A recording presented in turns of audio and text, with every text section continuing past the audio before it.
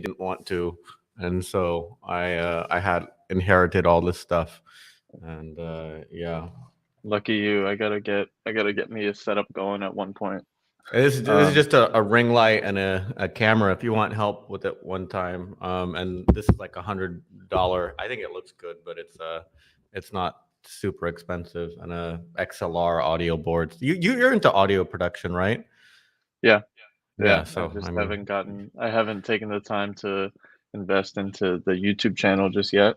yeah. But But I mean, but you had those good videos when you first. I watched your first couple ones, right? Like you had a yeah, setup there, or was that yeah, someone else's? yeah. I had a production team. Oh, I was having fun, investing into myself, making those videos. But then I just felt that it was bro, not you really gotta worth go it right hard. now. You gotta go hard, man. You You go big gotta. or go home. Yeah, you Yeah, know me. yeah. Well, yeah. I mean, you know how to fucking go when you want to. So, We don't talk you're about so that here. funny. Yeah. Okay. We don't Okay. talk about that. Okay. But yeah, really happy to have you on and just have this combo about how you and me, the biggest dogs in Cardano NFTs, can just Destroy. short the Yeah. shit out of everything. Yeah. So I think it's so funny. Like people are like just weird. I don't know. yeah, people like to think there's this conspiracy Cabal. going. Yeah, seriously, bro. Like it's Cardano NFTs, man. There's no cabal. It doesn't work like that. Your people and my people will get together wherever we go. We're known for like running the show, right, and organizing everything. So yeah, For real. that's funny. Are we live now, or does it take? Yeah, we've Okay. been live for the last 2 minutes. Oh well, thanks for the heads up. I thought we were just. I thought we I were would just privately shooting the shit, and yeah, I would have that's good stopped to know. you if you said anything Yeah, too too that crazy. I was getting close. It was getting But yeah, we're borderline. So. live, and yeah, thank you everyone for the patience. This was originally gonna be at 9, and then 9:30, and then 9:35, and then It was my 9:45. fault. I was in a car. I got invited to this weird crypto lunch out in Nazare, like the surfing capital of the world. I don't know if you've ever Whoa, seen these YouTube videos where they have like 100-foot waves, like literally the largest waves in the world. They tow these dudes in at jet on skis. like jet skis, and like they Yeah, just look like ants in these giant tubes. And I had never been out there. There's a little crypto community out there. It was like 40 people getting together for lunch. And what I what do people like that talk about at a crypto lunch? Because I know at in Switzerland you were describing to me that no one no that one's you into go to lunch with NFTs. Yeah, is into like NFTs. Yeah. so the dude on my left was into Monero. The person to my right was like a shitcoin airdrop farmer. He said, like he just moves funds around from what like on Arbitrum or Whoa. something, and he just tries to collect airdrops. And whenever he gets an airdrop, he says he sells 80% of it, and he keeps 20% of it to in case it moons or something later. But he Uh, spends 5 hours a day just moving funds around to try to catch airdrops, right? Like researching what's coming out, and that's how he makes a living. Is I didn't ask him how much capital he has, to get these snapshots, but that's what he does. The couple across the table was they were originally to Bitcoin, and he had a small bag of Cardano. I was surprised, but he sold it. What he bought in at like 5 cents, and he sold at like 27 cents or something last mm, a year or two ago. yeah, Um, on but the way yeah, up. I mean, and like I said, none of these people were into NFTs. Like I Have casually you tell met any? people I met one person out of like 400 or 500 people who knew what unsigs was, and they had a crypto kitty, a Oh, crypto nitty, right? Like they wow. knew Cardano NFTs, and they had crypto nitties. They didn't have unsigs, but they knew what it was, and I was like, wow, that's like out of I probably met like 500 or 600 people in crypto now in Lisbon, Yeah. and I've never met anyone who knew who was really into NFTs. There's a few people who kind of flex like a BAYC or something like that, right? Uh-huh. And but out of all of them, I'd say like probably 10 people I've known were actually into NFTs, and one of those people had a Cardano NFT. So if you think we're early, you're probably right, because we're very early. Um, Out of those 5, 600, what percentage do you think held Cardano? Probably like 10 or so, 5 to 10. Yeah. I mean, It's yeah. it's strange because it's like, well, I mean, it's the top 10 coins, so there's no fading that at the very Mhm. least from the outside. But it's in my experience so far, it's either like you hold Cardano because you fucking love it, or you have no idea what it is. Yeah. And there's not I actually kind of like it. Like I've been saying that, and we were talking about it at lunch. Like a lot of us are kind of like understanding Bitcoin maxis nowadays, because it's like if you've been in the space long enough, you just get tired of all the scams and all the bullshit, right? And Yeah. Bitcoin, whatever you think about it, it's not a scam, right? Like it's a legit cryptocurrency. It started the whole thing off. And so like I think some people at a certain point just get tired of all the noise. They get tired of all like, is this a rug pull or not? Are the devs going to, Right. run away? And it's like, Dude, well, you know what? the amount of bullshit that has happened in the last, what year are we, 2022? 13 Yeah. years has been mad. Like there's Yeah. legit like 5 relevant cryptos, so it feels. I mean, I'm talking out of my ass, but that's like But how it feels at it this was point. interesting. The couple across the table from me, they were like, "Yeah, like once we make it, we're just going into Bitcoin," because like their idea was like, yeah, like obviously Bitcoin's not going to like 100x or whatever, like Right. like a small cap is, but their idea was, I need to use shit coins to make it. Once I Right. make it, then I'm gonna flip into Bitcoin, and then I'm gonna unplug from fiat and everything, right? You And I'm know like, what's interesting oh. is yeah, I would love to hear your opinion on that, but I feel like they're late on that. I feel like that was the move last cycle, Mhm. if anything, because I feel like that's a mainstream mindset at this point. And maybe because we're just in this fucking crypto bubble, it feels mainstream to me. Maybe it's not. Yeah. Well, I mean, I tell people, when I quit Bitcoin in 2014, like I quit crypto before most people heard about it, right? That's Like that's funny. how OG I am, whatever, right? But the when I got in, it was the second time I heard about Bitcoin, and it was going through $100, right? And my whole like risk strategy was, well, this can go all back to zero, but I'll buy a bunch of GPUs and start mining. So I put $5,000 into like 16 GPUs and I started mining. And my thinking was, oh, if this all crashes, then I can at least sell the GPUs to gamers, right? I And see what you're saying to mitigate that. My yeah, theory on investing into mining was, if you're gonna invest, just hypothetically 10 grand and Bitcoin is $1,000, like why not just yeah. buy 10 Bitcoin? Because when you Well, mine, you're betting on Bitcoin anyway. so I was doing that, right? And then I was mining, what I was, and then I started day trading my mining rewards. And I was making like 3 to 5% a day just swing trading, right? And then Right, I nice. calculated like, well, if I took this capital that was caught up in mining gear, and it's a pain to manage, like making sure the servers are running, and if they're updated and nothing crashed, whatever. I calculated that it was actually worth like $8,000 by the time I did this, because the hardware had gone up in price, right? Like whenever Yeah, there's a mining that's the craze, also thing. right? Yeah. So Yeah. I calculated, well, if I was day trading that $8,000 a day, earning 3 to 5% a day, I'd actually earn more on the swing trades than I was on Right. like the mining. So yeah, it was kind of stupid. So I ended up selling the hardware for more than I paid for it, and then and just day trading, Bitcoin or whatever. This was back in grad school days, kind of thing, and and then I lost $20,000 overnight in a margin call that I left open, and then I revenge traded back, and then I got a job, and I tried doing both, like a job and crypto at the same time, and it was just too distracting. And then What were you doing with crypto back then I alongside the mean, job?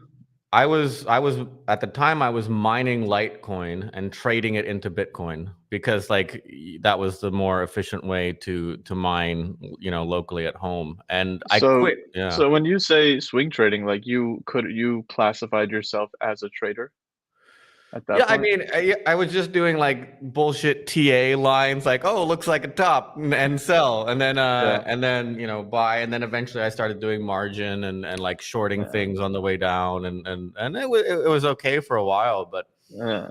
like So yeah. you being the creator of this, you have experience trading I of mean, Gucci. I've decided long ago, actually when I got back into Cardano or back into crypto with Cardano, that I'm a shit trader. Like I blew up a $20,000 account again, when I got back into Cardano. Like I could have bought 200,000 Cardano with that. I Right, had some money, right? And but I was right. like trading between 7 and 12 cents. And then I realized, Jesus Christ, this is so stupid. You know, like I You're just, losing hair at the same y- time. yeah. Why am I doing this? And then I decided I'm not a trader. I'm an investor. And so my hypothesis back then was, you know, Cardano has good tech. I like functional programming. I should build things on Cardano that help Cardano win. And then my bag of Cardano will be worth more. Does that Right. make sense? Like, so invest Dude, in the I ecosystem. I love that take because I lost $35,000 trying to leverage trade too. Yeah. And I was leverage trading the like the international pairs, the Hmm. dollars, the Yeah. pounds, and also and then I got confident because I was already in Bitcoin. I was like, I can leverage trade Bitcoin. I Yeah. know how this thing moves. And no, I lost 35 grand. At that time, it was in the bear market, so 35 Yeah. grand could have been at the least 350,000 Cardano because Yeah. the highest it ever got was 10 cents in the bear market. So yeah, Exactly. between Right. 350,000 and a million Cardano is technically what I lost in that Right. sense. Yep. And so like what Yeah. I decided, but I kind of I thought of it as a very expensive lesson. So I Oh yeah. opened Monad, the stake pool, What shortly is Monad, thereafter. by the way? Monad is it's actually like a mathematical or even like Greek philosophical concept of like the origin and the oneness of everything. But it's this like Haskell thing that in purely functional programming, you're not allowed to mutate state. Means like, you know what a variable is? Like x Yeah. in like you can say x equals 3. In most programming languages, you can update x. You can say now x is 4, now x is 5. In purely functional programming, you don't have at the basic level a mutable state. If you say x is 3, x is fucking 3, and you can't change it. And like it Mm. really requires like that's part of what makes Cardano and Haskell like kind of like a logical choice for building a blockchain, because blockchains are immutable, right? Like the block in the past, if I say like I sent you 100 ADA, like I can't go back and change that, right? Like no, Can you that's done. define immutable? Immutable mutable means mutation, Oh, changing. okay. Immutable means not changing, right? Okay. So it means like no, you can't touch that. No, no, no, right? And so thank you for that, Alex. But so you know, the reason I was into Haskell is because I was into Bitcoin in 2012, 2013, and I was like, I want to learn Haskell because I think this is obviously a great choice for developing a blockchain in. And then I was learning Haskell in like 2016, 2017, little bit, kind of dabbling in my free time. And I think then in like 2018, 2019, I started to see Cardano more and more in the Haskell subreddit that I was, you know, reading and learning about. And then I was a little bit sad at first because I'm like, oh crap, somebody Yeah. beat me to it. I And love then that story that you told me in yeah. Switzerland. It's like I wanted to make a crypto in Haskell. Yeah. And then I was like, oh, when I actually looked into what they were doing, I didn't expect it to be as professional and as like well thought out as it is. Because Right. most crypto projects are kind of fly by night, kind of idiotic and whatever. So once I actually started looking into it, I was like, oh wow, this is obviously a lot better than what I could do with my friend or something like that. And so then once I had the realization, well, if someone else is doing what I wanted to do, but better than I could, that's actually a huge opportunity for me, Right. because To I build can on top move of on that. to exactly. I can go Yeah. on to, okay, I don't need to worry about the L1. What can I do with this thing, given that someone else is already working on it? And so yeah, I made a stake pool. I started dabbling, and then Space Buds hit, and I had this like, why would anyone buy a link to a JPEG kind of idea that resonated with a lot of people. I've come around and I kind of understand like community and collectability and all this other kind of stuff now. Kind of. I mean, God it's not forbid. it's not for me, but like I used to collect baseball cards. I collected comic books. Like I get it, Yeah. right? It's just like I'm not into that really anymore. Yeah. Um, And I think that as the years go on, that collectability factor will come more into play. Because like Space Buds right now, oh, first collection on Cardano, like, mhm. well, that's great, but like we've been here for a couple years, so how it's like, it's like a Yeah, 2-year-old. yeah, Or I mean, I guess in crypto years it's like a 40-year-old. yeah. But um Well, I mean, that's you need distance. You need time for something yeah, to be collectible, right? Like right, people need to forget about it. People need to right, remember it, right, and also right. like it's to be frank, it's already happened. Like I'm not shitting on any projects, but I'm just thinking like, was it like crypto dinos? They were like 30 or 40 Hoskinsons. There were tons of things from back then Yeah, that nobody remembers at all. yeah, And yeah, it's so we're already getting this kind of filtering down yeah, of like yeah, of I could pull up OpenSea NFT, but there's so many projects that are just totally forgotten, and yeah, SpaceBuds is obviously not forgotten, because even me, like the lord of hating NFTs, like I often say unsigs wouldn't exist without SpaceBuds, because when I saw that, I respected the innovation of like, this is what an NFT is, and my response to it was something, but I wouldn't have had that response if I wasn't triggered by SpaceBuds, right? right, And of course, Alessandro, this is one thing that I really want to say, because I know collectibles and art are different, but I'm going to make a case for, I think teams are very dangerous to invest in versus individuals, because many startups fail from like founder fallout. Like right, it's very rare that you can get humans together and get humans to agree to do something together for a long amount of time. right. Well, So just inevitably they the first drift. thing that comes to my mind is the bear case for the Claymates, right? Like Lena and Oh, Izzy okay. are they are dating or engaged or getting Uh-huh. married or married. They gotta put a rock on it and lock that down, because otherwise that would be very bad. That's what I'm talking about, right? But Yeah, exactly.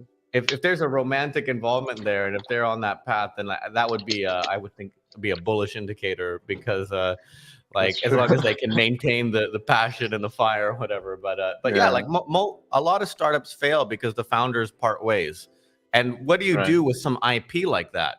If you have some IP locked in a team and the team no longer exists anymore, that's a pretty big risk, right? Whereas I would argue something like SpaceBuds, like, this is what I was trying to say.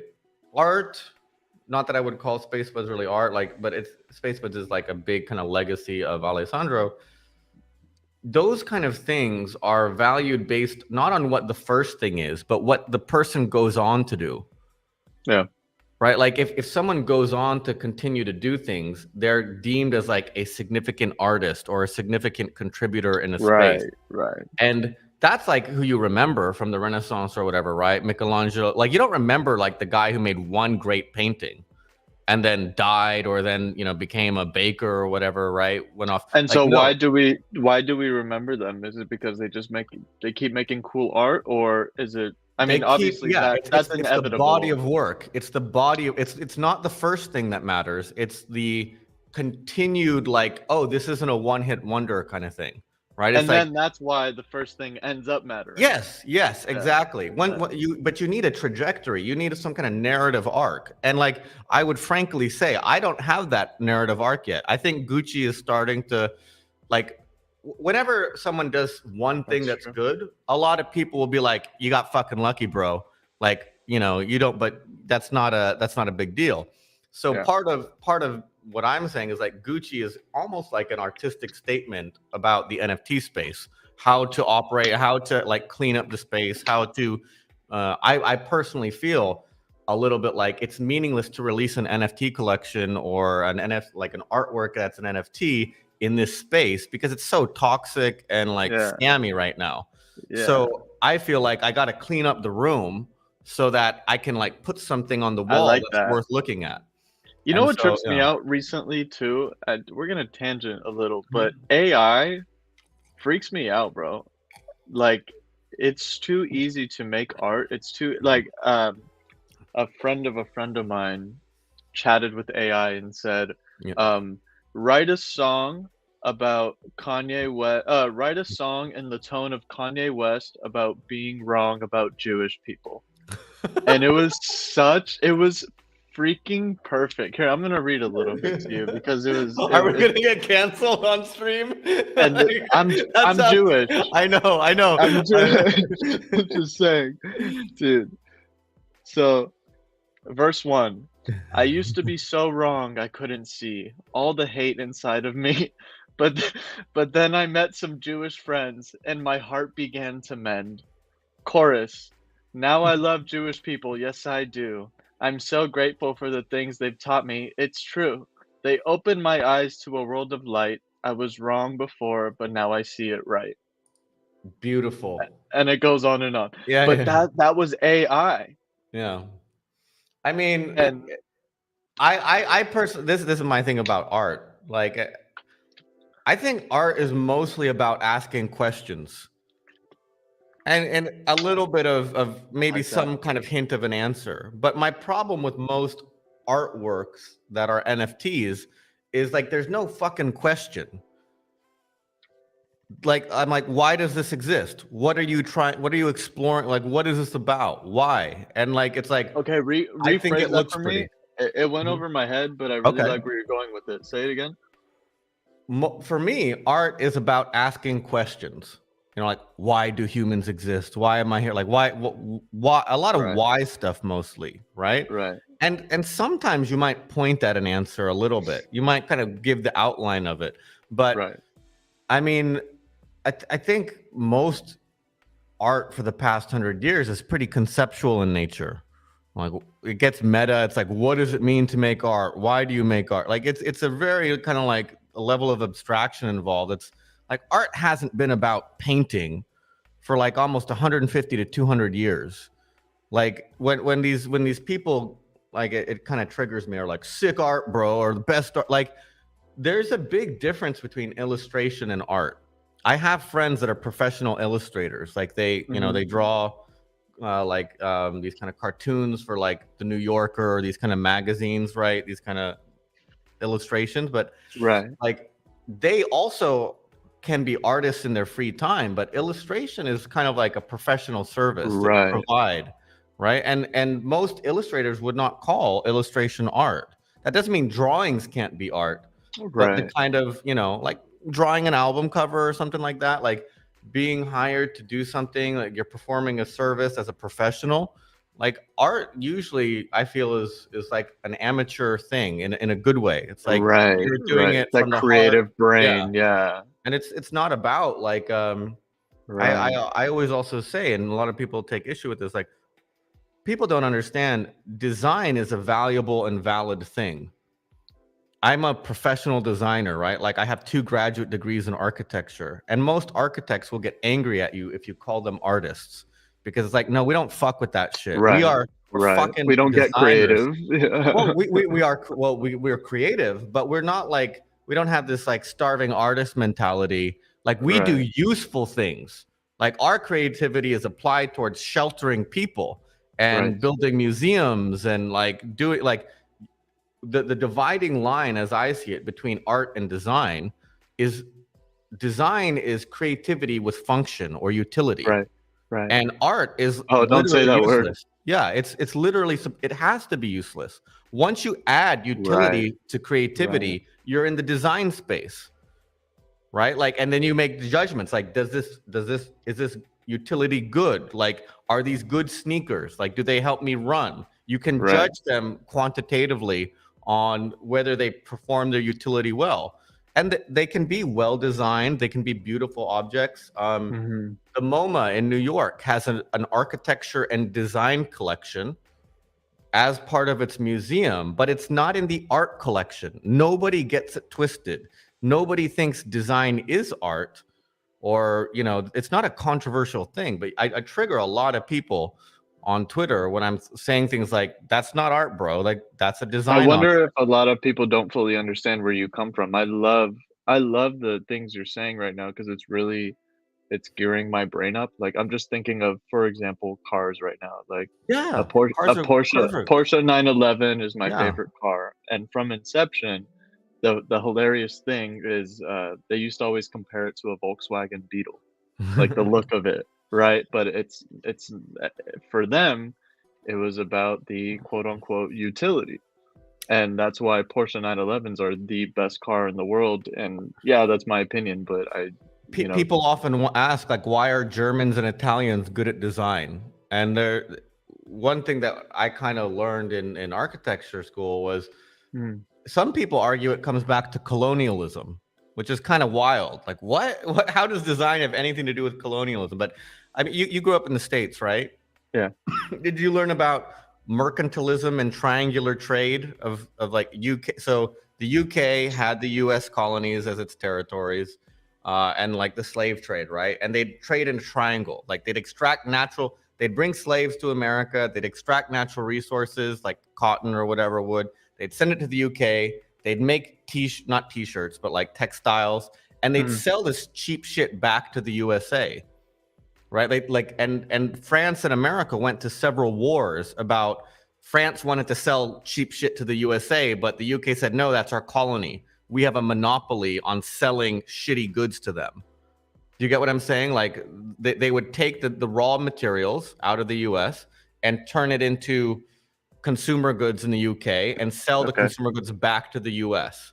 And so So what where's the triangle? Where's the third the person? third leg is the laborers coming from Africa, right? Like Right. they're taking slaves from Africa and bringing them to help extract the natural resources more, and then they turn all those natural resources into, you know, finished goods. But there's this kind of this idea that Americans were sold cheap British crap for centuries, right? And Germans and Italians didn't have colonies. Like they didn't become countries until pretty late in the game, like late 1800s, early 1900s, even, like forming into the Weimar Republic and all this stuff. And so what happened is, like, you had these, because they didn't have territorial possessions overseas, you had this like German design movement called the Bauhaus. I don't know if you know, do you know Lamy, the pens? It's like these like fancy fountain pens or whatever, and other kind of stuff, or Italians, like. But the point is, Germans had to make consumer goods that people wanted to buy because they were good, not because they were a colony and they Right. had to buy them. Like anytime you were buying a German thing, you had to go through some trouble and some expense to acquire it, because like they didn't have a monopoly on selling you stuff. So And I'm so selling you garbage because that's yeah, all that you could take. Right. and They exactly. actually And so interesting. they Interesting. had to figure out how to make things that people would spend, and that's why they have the top end of the market, is because they couldn't sell you the cheap shit that was already like on lock, and you This had to go through. literally Yeah, this feeds into everything. This feeds into yeah. food. Like the food in Europe when I was there for my first time 3 weeks ago is so When you're much coming back. cleaner and more authentic, you know? Here in America, dude, you look at a I mean, I'm sure The there too GMO stuff, there's yeah. some yeah, but I mean, you look at almost any label here, or at least 98% of the labels here, and I mean, dude, you got like, 30 ingredients for ketchup, 30 I ingredients don't for eat things that like come in plastic. yeah, Basically, if it's good sealed in shit, a yeah, plastic thing, like I'm out, right? Like yeah, yeah, I'm not too crazy and stuff, but potato chips, all that stuff, like it's just like, no. yeah, dude. A lot of people, I don't know. Anyways, design. But Italians know yeah, how to make sexy cars. yeah, Germans know how to make, you exactly, know, like good stuff. And it's funny. And the reason I'm talking yeah, about this now is like, it's funny how the world is kind of shaped by economics, right? And so like blockchains are inherently like economic kind of activity engines or ledgers or this kind of Yeah. thing, right? And I think what's really cool about the whole NFT intersection is that the way I've been describing it recently is like Chinese people invented gunpowder, right? Thousands of years ago. And they use this for what we call like cultural soft power. Like they held these like fireworks exhibitions to show the people of China, like, look at us, we're pretty dope, right? Like kind of like if you go to Notre Dame and you see the cathedrals and everything in Paris, like those cathedrals were symbols of power from the like the ruling class to the peasants to say, look at how cool we are, like we do dope shit, you know. It's like the what's the Dave Chappelle Kanye thing, like my life is dope and I do dope shit. Like they're basically symbols to show like we belong here because we do this stuff. And so what's the point of that? well, so it's just it's kind of a power mechanism, right?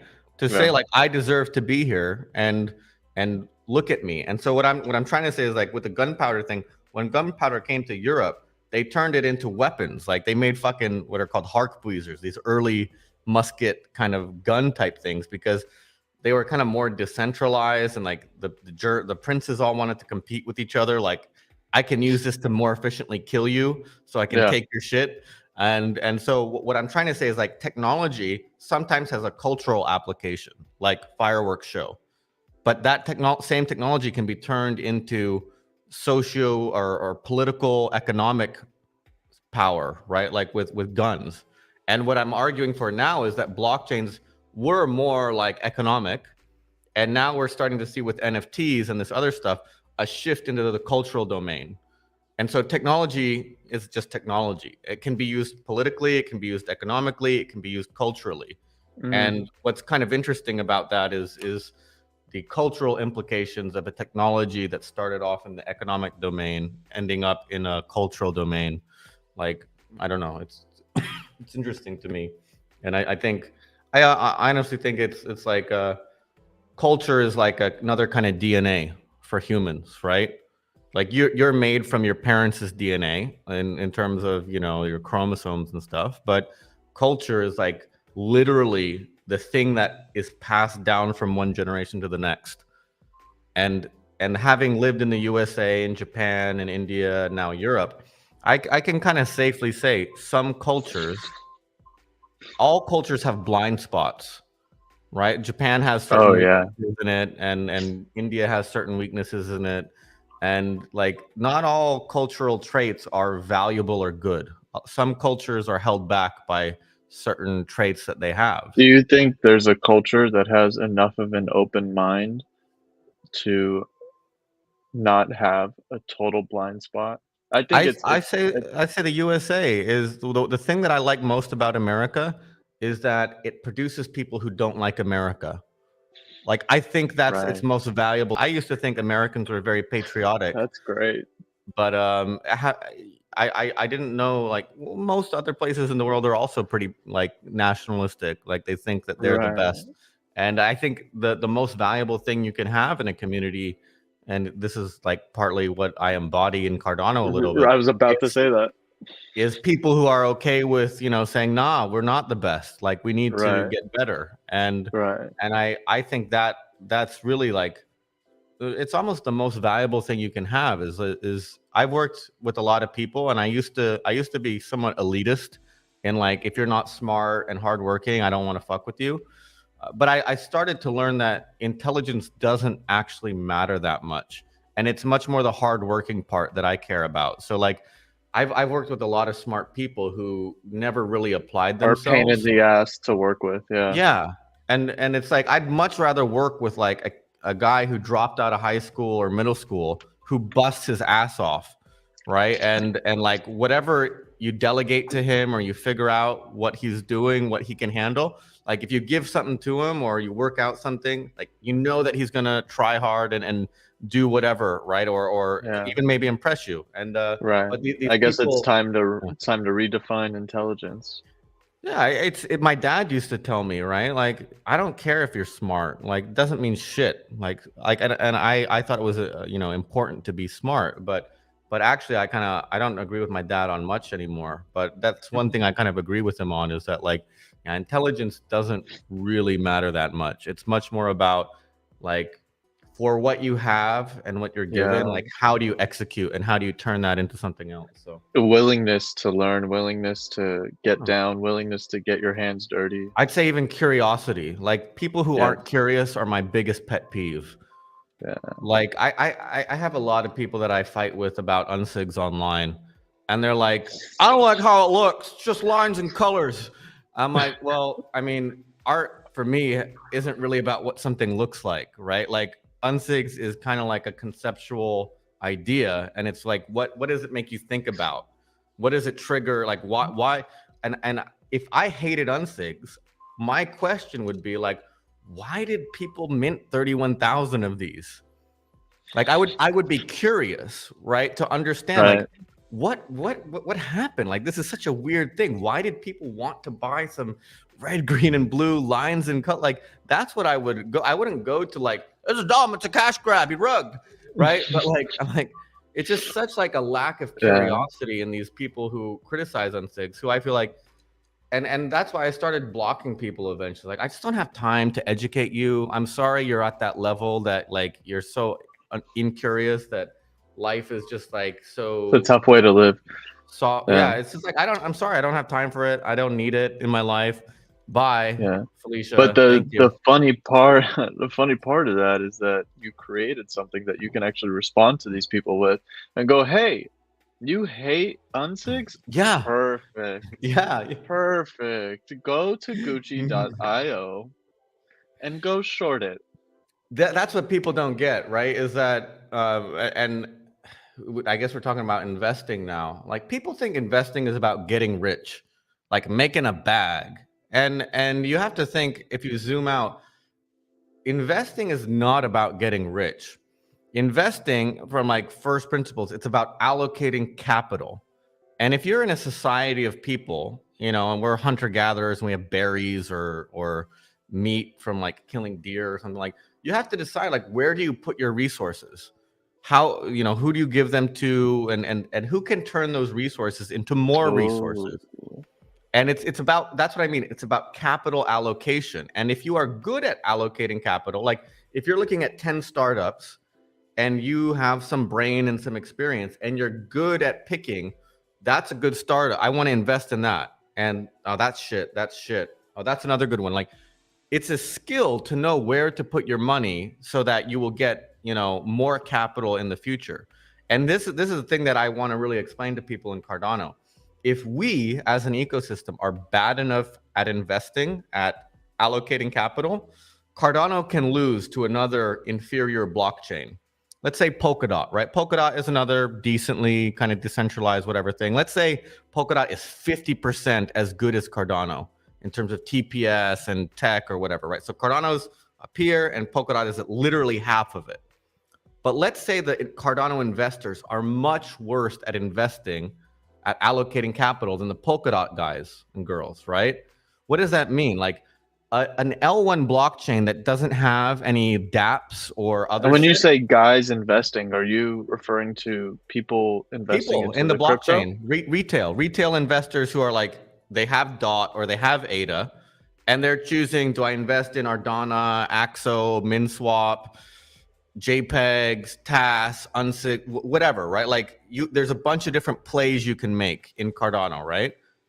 In the Polkadot system too. I'm sure I'm not into Polkadot, but I'm sure there must be like various dexes, various NFT marketplaces, various right different things that you can choose to invest in these ecosystems. And what imagine like we just went through this Ardana thing, right?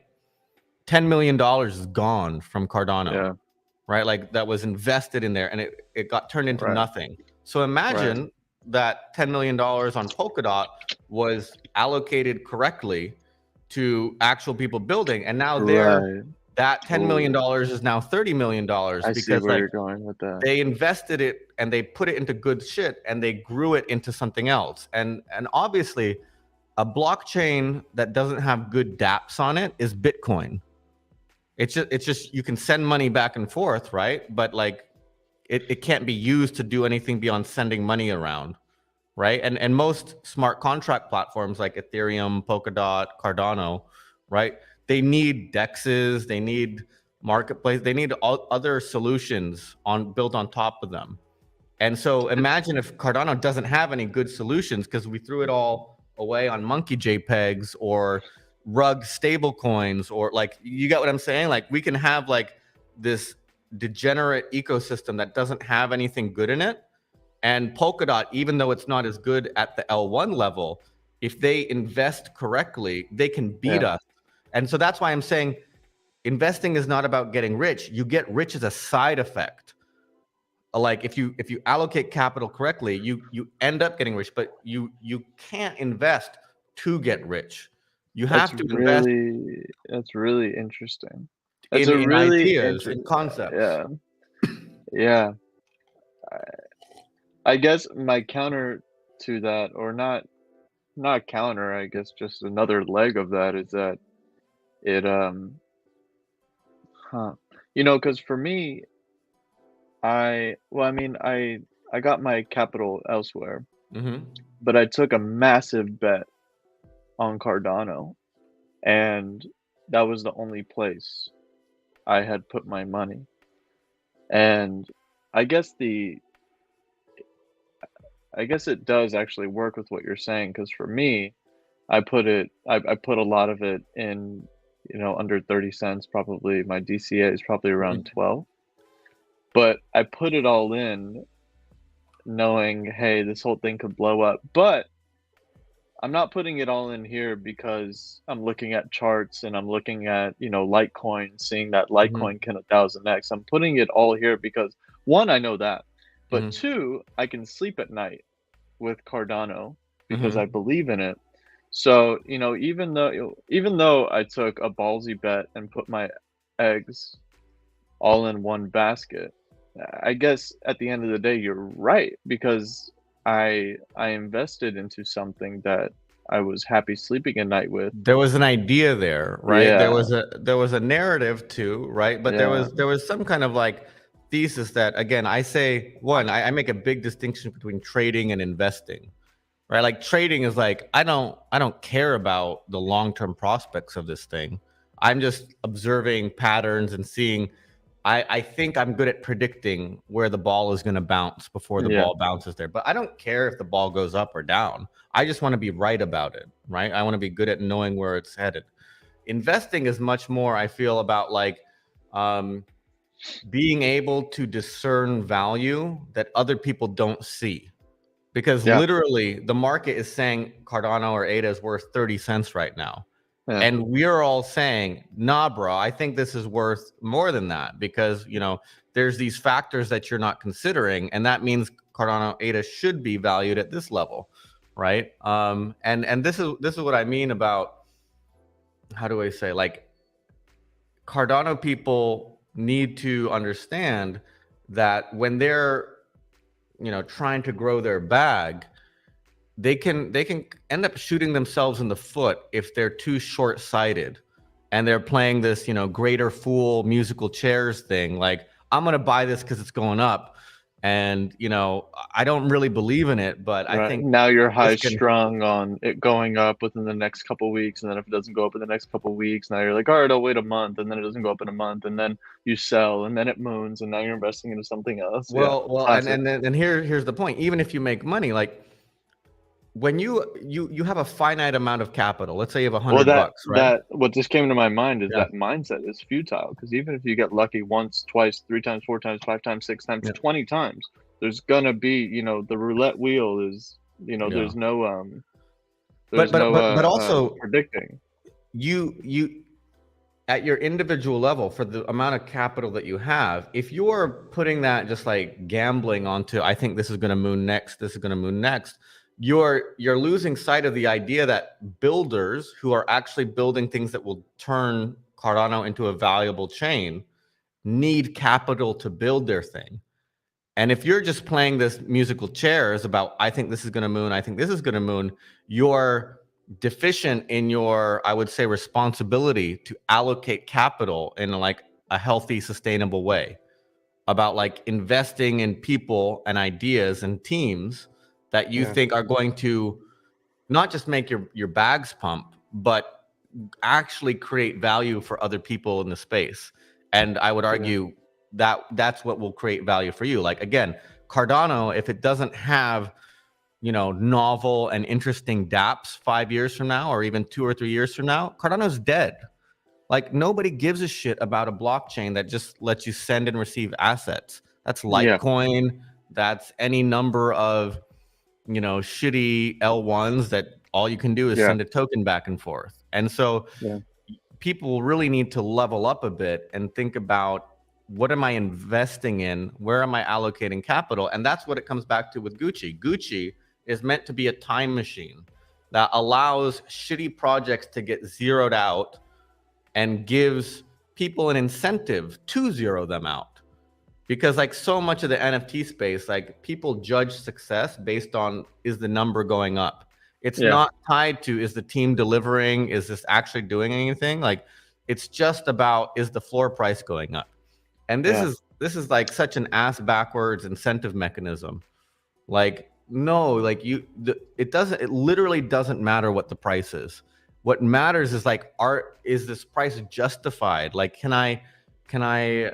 is this contributing value to the larger ecosystem? If the only thing interesting about a project is its price, the project is not interesting. Do you get what I'm saying? Like, price cannot, by definition, be the thing that makes you interested in something. If it is, there's like, it's just smoke and mirrors. There's nothing of substance there. And then that's why a lot of projects have a hype cycle, right? Like, even as something, let's say I'm super biased and bullish about the Ape Society, they still went to 15,000 and then came down to 7,500. It's because that range between people buying at 7,500 to 15,000 floor were interested by what you were just suggesting. Well, yeah, I mean, people FOMO in, and my concern in the space is, having been around for a long time, like, there's always some new narrative. Like in when Bitcoin came out, like, there were these low effort copy paste of the chain. Like, Litecoin is literally just like a fork of Bitcoin, right? All these things, like everyone was just copying chains. And then Ethereum came out, that was a hot thing. And then it was like all these DeFi dApps on Ethereum, all these, tokens were coming out. That was like the next cycle. And then it was NFTs. And I don't think NFTs are going away the same way I don't think DeFi is going away. But I do think that next cycle, there will be something else new that is like the dominant play, the dominant narrative. There always is, right? There's always like something, right? What was the 2013 cycle? What was the narrative on that one? So I mean, first there was Bitcoin, right? And then because Bitcoin went up, it was like Bitcoin forks and copies. Litecoin, like, people just copied, and made new L1s that had no real purpose or point. It was like Litecoin was like the silver to Bitcoin's gold. It was like such a dumb fucking idea, right? Like, you just take less Bitcoin, dumb fuck. Like, you don't need. It was such a dumb thesis. But there's always something, and I would argue it's almost like, we just went through this global pandemic and everything or whatever. Like, people get vaccinated. Like, the first time you hear DeFi, yield farming, whatever, like, you cream yourself and you're like, oh shit, I got to get me some of that, right? And then like you hear NFTs, like, oh wow, that's amazing, right? Like, but the second or third time you hear it, you kind of are inoculated. You got some tolerance and some resistance to it. And so, like, this is a kind of popular thing with Tesla stock, and you get these narrative stocks, right? Like, it's not the stock, it's the narrative, it's the story that like, what is the narrative behind this thing kind of becoming a world dominator, right? And that narrative is often a lot sexier and a lot more appealing than the actual deliverable. I'm not throwing shade at Tesla. I love Elon, actually, and I think he gets way too much shit for what he's doing. But like, it's just like, I don't know. I don't get. I think it's important to try to maintain some emotional distance from your bag. Yeah, right. Yeah, and that's really how I was conceptualizing it in my head just now. Was that emotional distance and that logical investor mindset of, all right, what am I investing in? Not because price go up, Yeah. And I try to practice this full disclosure. Like 99% of my net worth is in ADA right now, right? Like, and it has been for the past 2 or 3 years. But Yeah, it's like and not practicing what I preach, but whatever. But the idea is that like you should have some critical distance and have some. I have a hypothesis for how ADA won't work and how Cardano won't work. My hypothesis is Cardano how is does that help you? because I keep an eye on it. And if I notice that that's like trending true, I'm going to reevaluate my position. But like the same way when you argue with someone, you want to know what their line of attack is before you get involved with them so that you can anticipate where they're going to come at you. Like if make this about boxing, right? Like if you know the guy has a good right hook, then you should be aware of that and watch for that thing, right? Like it's never useful to not know how shit might go down. Like that's not an effective way to live your life, right? Is to be oblivious to things. And so I would much rather understand what could potentially go wrong than be blindsided by it. So I'll give you my bear case on Cardano. I think that well researched, purely functional, written in Haskell, like these are things that I think are good, and I'm okay with like the slow pace of development of Cardano. But my worry is that it's really hard to make technologies that last more than a couple years. Almost everything in technology is replaced, right? And so what if Cardano has it wrong? What if Bitcoin with its dumb lack of technology, right, is the store of value? And what if every 3 to 5 years there's some bullshit Solana, Aptos, Sui, like some flavor of the 3 to 5 years, which comes in, it has like a fast throughput, it's easy to develop for, and then people do a bunch of shit on it, and then it blows up, but there's another thing to replace it, right? Like that could be, I think, the paradigm that wins is dumb and slow and expensive Bitcoin with fast and easy to use, good UX, all this other shit coins that just they ring around the rosy. And that might be a more effective strategy than, Cardano taking 5 to 10 years to build something that is sustainable. Do you get what I'm saying? So I try to keep an eye on, like, is there something that makes me think that that's actually working? That maybe we're going too slow, right? Like, and I'm not saying that we should change or go faster, but I think the market very likely might want a faster rate of improvement and change, and they might. That I'm not big into multi-chain, but I think the combination of something slow and dumb like Bitcoin and something smart and fast and agile like Solana or Aptos or whatever, as much as those things make me puke, that composite of those two things together might be better than trying to do everything in Cardano, right? Do you get what I'm saying? Where it's like it's not slow enough, or it's slow enough, but it's not fast enough to kind of keep up with this other stuff. So it's something I'm worried about. I don't lose too much sleep over it. I don't think it's happening, but I keep an eye on it, right? Like, and yeah, for sure.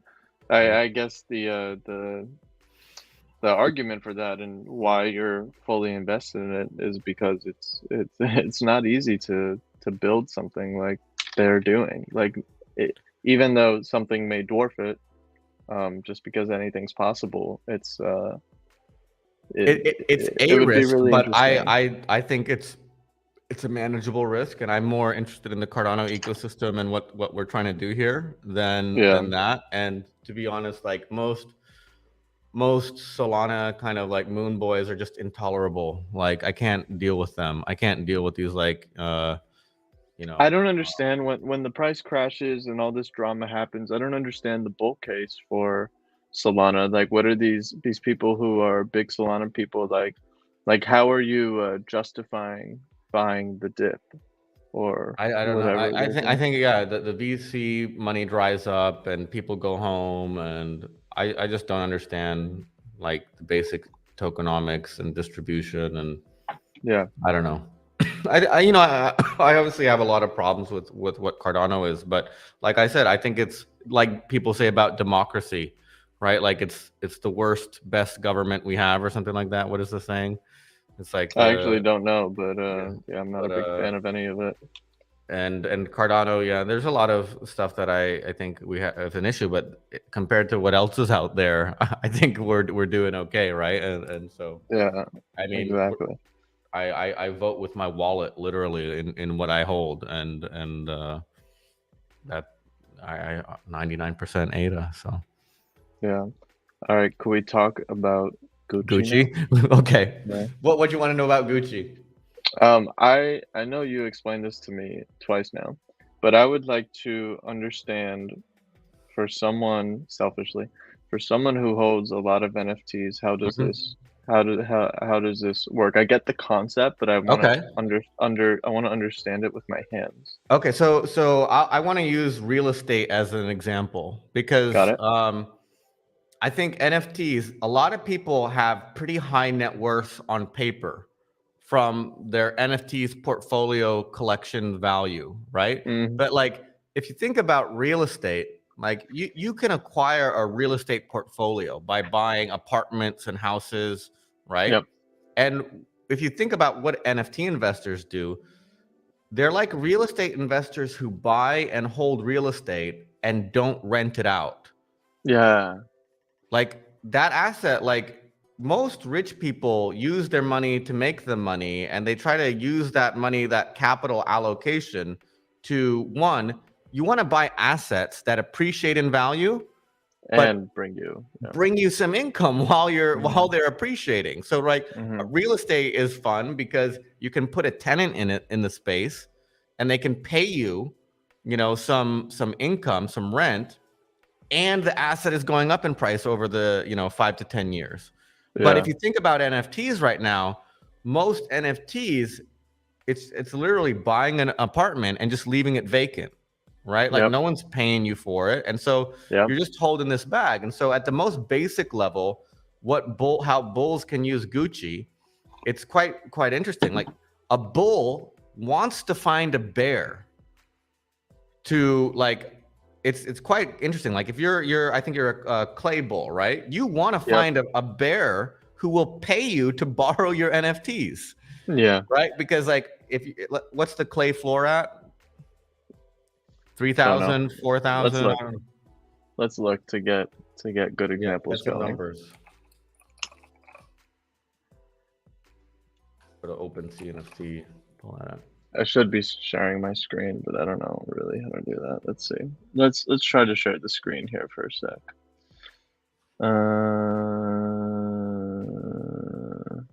Clay Nation, is that the main collection? 3,600 ADA. That sounds about right. Yeah.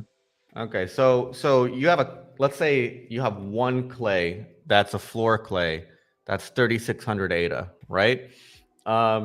What you could do on Gucci, you're not planning on selling, and you Right. kind of Right. Not planning on exiting. Right. you're happy with your clay and you want to hold it for the next 2 to 3 years or however long. Like you're not in the game for selling, but you Right. have this asset that is not earning you anything. What you can do is Okay. you would basically lend it out on Gucci, and you would maybe say collateral would be like 4,000 ADA, right? This is above the current floor price. So if they don't return you an NFT, another clay, you get that 4,000 ADA. And Right. right, but they have to put up the 4,000 ADA as well. Yeah. So okay, this is what happens. You Right. send your NFT to the smart contract and you say what you're willing to accept. These are the terms for you to get my clay. You have to put in 4,000 ADA. You have to give me, let's say 5% of 4,000 ADA. What is that? 4,000, that's a 200. Yeah. So you have to give me 200 ADA for a 4-week loan, right? So what does that mean? Is if that will show up on Gucci and it will say this clay, 4,000 ADA collateral. So the bear has to put up 4,200 ADA. 44 plus 2% for Gucci. That's how we make money, right? But so collateral plus your fee plus the Gucci fee, right? So roughly so they have to put up roughly 4,300 ADA. Yeah. And so for me, for the bull, or any other bull, Yeah. it's up to, I see. So the collateral that we decide is kind of the long in that sense, right? Well, Because we could it's also your just, protection. right. Like But if I like, default and I don't send you back a thing, yeah. you get 4,000 ADA. You can go buy another clay, But right? then it's on me to decide what's really worth it, right? Because I could put 4,000 ADA, but if no one is willing to put Yep. 4,000 ADA of collateral up, could kind of be a pain in the ass. So then I have to, right? I'm just kind of Yeah. like talking it out. So then I have to decide if between if what above makes it worth it for me, for above 3,600 ADA being the floor, right? Because, Well, and even if there's I, two things. You have to mhm. decide what percent makes it worth it for you.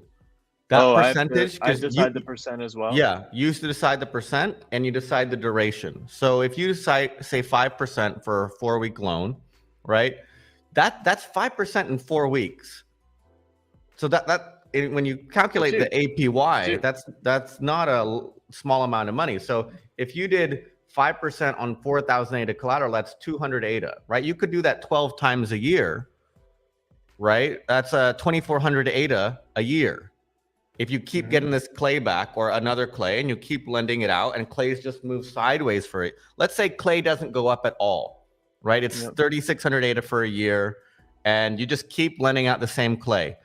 You could have at this interest rate 2,400 ADA Right. from renting out this asset that's worth Right. 3,600 ADA. Right. So you see, like you want there to be bears because Oh, bears yeah. are willing to pay you to borrow this thing. And so that's what's I think the most interesting about Gucci. In the past, bulls hated bears and bears hated bulls, right? But like you actually are Bring them providing a service together. together. Yeah. Yeah. Right. Because you're happy if there's a bear, like you're bullish. You don't care if he's bearish. And if he's going to pay you 200 ADA a month to borrow your NFTs, that means that you can have 2,400 ADA. You'd much rather have 2,400 ADA, right, at the end of the year than no ADA, right? And From so just holding the it. only way the bear loses, or the bull, the only way the bull can lose at that point is if it fucking Moons. is, If it yeah, moons beyond the collateral level. So what would right. happen is, but you can still kind of protect yourself. Like if you set your collateral at maybe 5,000 ADA, right? I think it'd be pretty hard to find a borrower. But if Yeah. someone did take it, you could set your collateral level for your loans at like your DCA out target. And you would literally never be unhappy because you'd basically be getting back another clay or your DCA out target that if they default and they don't send you back a clay, congratulations, you made a sale for your DCA target, which was 4,000 or 4,500 or 5,000 Right. ADA, right? Like, Right. Like whatever. If I have congratulations. 180 clays, Yeah, whatever. you've basically DCA'd out at the right levels, and you might actually be hoping the guy forgets that he has to return one. You know, if you lent it out with a 5,000 ADA collateral and the floor is 3,600, and he defaults because he forgets or he has, you know, this is not a happy thing, but gets in a car accident, he's not able to return a clay or whatever. You potentially have an extra 1,500 ADA that you can use to buy another half of a clay, right? If that happens enough times, right? Like, And what and have you like, is there a psychological level that you have found or any information that would help on setting a collateral? 10% above floor, 20% above floor, 30%? what I would say is like you need to understand the price volatility of your assets, right? Like for a Mm, given time window, like for 2 weeks or 4 weeks, however long you're setting the duration to be, you want the collateral to be, you would set your collateral at a level you don't think the floor is going to go to. And you're saying like, if I'm wrong about that, I'll take the L. And the L is like the difference between what you set your collateral at and what the floor actually goes to. Like if you're yeah, off by 100 or 200 ADA, that's not such a big deal, right? Like you can yeah, buy back in or whatever. But what you're basically saying is Either I'm happy to sell at that price, or I don't think the price is going to go to that level. And if I'm wrong about the price going to that level, I'll take the L, right? But I'll still get that collateral level. Let's say, again, let's say you think the clays aren't going to 4,000 ADA in the next 2 to 4 weeks. So you loan out a bunch of clays at 4,000 ADA. Like it's like, I'm saying it's an L if it goes to 4,300, 4,500, but how much of an L is it? Okay, you didn't make 200 to 300 ADA. And would you really have sold at 4,300 or 4,500 ADA? Like, Right. or would really you no have big bad deal. tells and the floor went back down to 3,700, and then you would be angry that you didn't, take profit or whatever, right? Like, I really think lenders should kind of think about collateral as like a disciplined DCA out, essentially. Like you can earn some yield, and if the floor does go beyond that, well, congratulations, you made a sale, and and now you have a bunch of other clays that your assets just went up, with more liquidity. And you've diversified out into some ADA, right? ADA is not a bad asset to hold, right? Yeah, unsigs or whatever you want to, right? Like the point here is that the real service that Gucci is providing to the NFT holder is now bears have a reason to play in NFTs. And so if you think back in the earlier example where we started this conversation, how many people are bullish on NFTs? Like we're outnumbered 10 to 1 at least. Like even in the crypto space, like there's a lot of NFT skeptics. And then if you go, if you zoom out to like normies, right? Like, and so just imagine if people talk about capital coming in and liquidity coming, imagine that if people who don't like NFTs have a reason to play in the NFT market, how much more liquidity there's going to be in terms of... It's really an exfoliation, because if you have all these normies that are saying NFTs are going to zero, then obviously Gucci needs to be bigger and more viable for this hypothetical scenario to happen. But then it's like, hey man, you really think NFTs are going to zero? Put your money where your gooch is. Yeah, exactly. And what's going to happen is a lot of people will realize that their FUD of, oh, the NFTs suck, is either one, they really believe that and they're going to go short them, or two, which is going to be 9 times out of 10, is someone is just going to realize that, oh, maybe I was just FUDding because I'm too nervous to get in, or maybe I was just FUDding because I'm not open-minded. Have you heard of the hodls? No. You want to pull up a Gucci.io and let's see if we can find a thing. Hodls are essentially collection offers, right? Can I send you a link on Discord? Do you want to screen share your screen? I can screen share. Yeah, one sec. Let me do that. One sec. I'm just opening another monitor window to look at. And I'll pull up, I don't know, Chilled Kongs has a hodl, so that's good. Okay, let me share my screen, present. Share screen. Okay. Oops, I forgot to look at the comments. Oh, are people talking to us?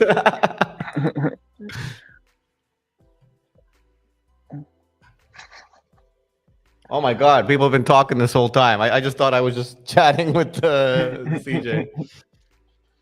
You should remake. Someone said you should remake the design on Gucci. Yeah, no problem. Yeah. We just rolled out, but Gucci has horrible design.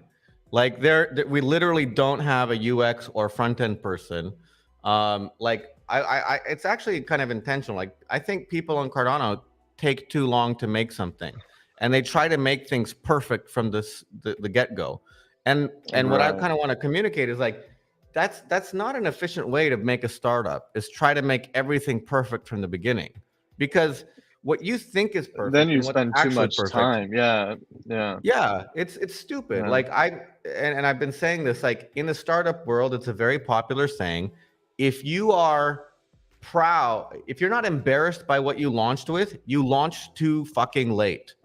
Like you I love should that. be embarrassed. Like you should, because that means you have time and space to like put resources into making it better in the way that your customers and users are telling you to make it better. Like if you spend all your time making something good that people don't actually care about, that's wasted Right. resources, right? Yeah. So And now you just overshot your whole load, and it's like, where do you go yeah. from there? And then you end up like goddamn Ardana and you spent $10 million and you didn't fucking deliver anything. Like Yeah. people bitch about Ardana rugging, but the alternative is like, if you want to give Gucci shit for being on this, okay, well, you know, at least one, we didn't sell any tokens, right? We never took anyone's money.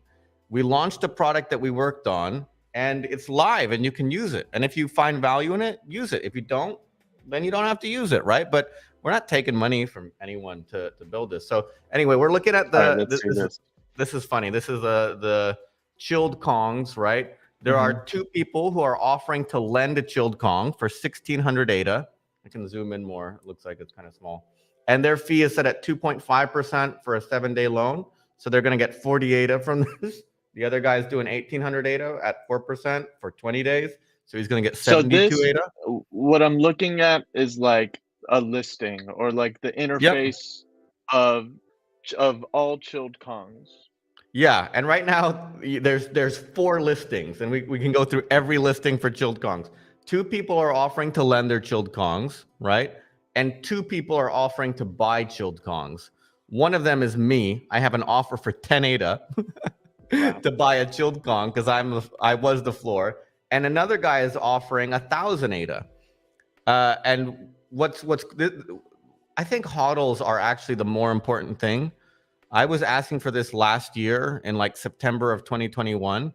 It's the collection offer, right? Okay. I will. What this guy is saying is, I will pay 1,000 ADA for any chilled Kong. Yeah. And this is really important and because the floor is 1370. So that's it's this floor, is working. I would argue sense. Is 1,000 ADA. Sorry. Yes, yeah. Because apologies. No. You're fine. I'm gonna pull up BTC right now, and we'll explain this.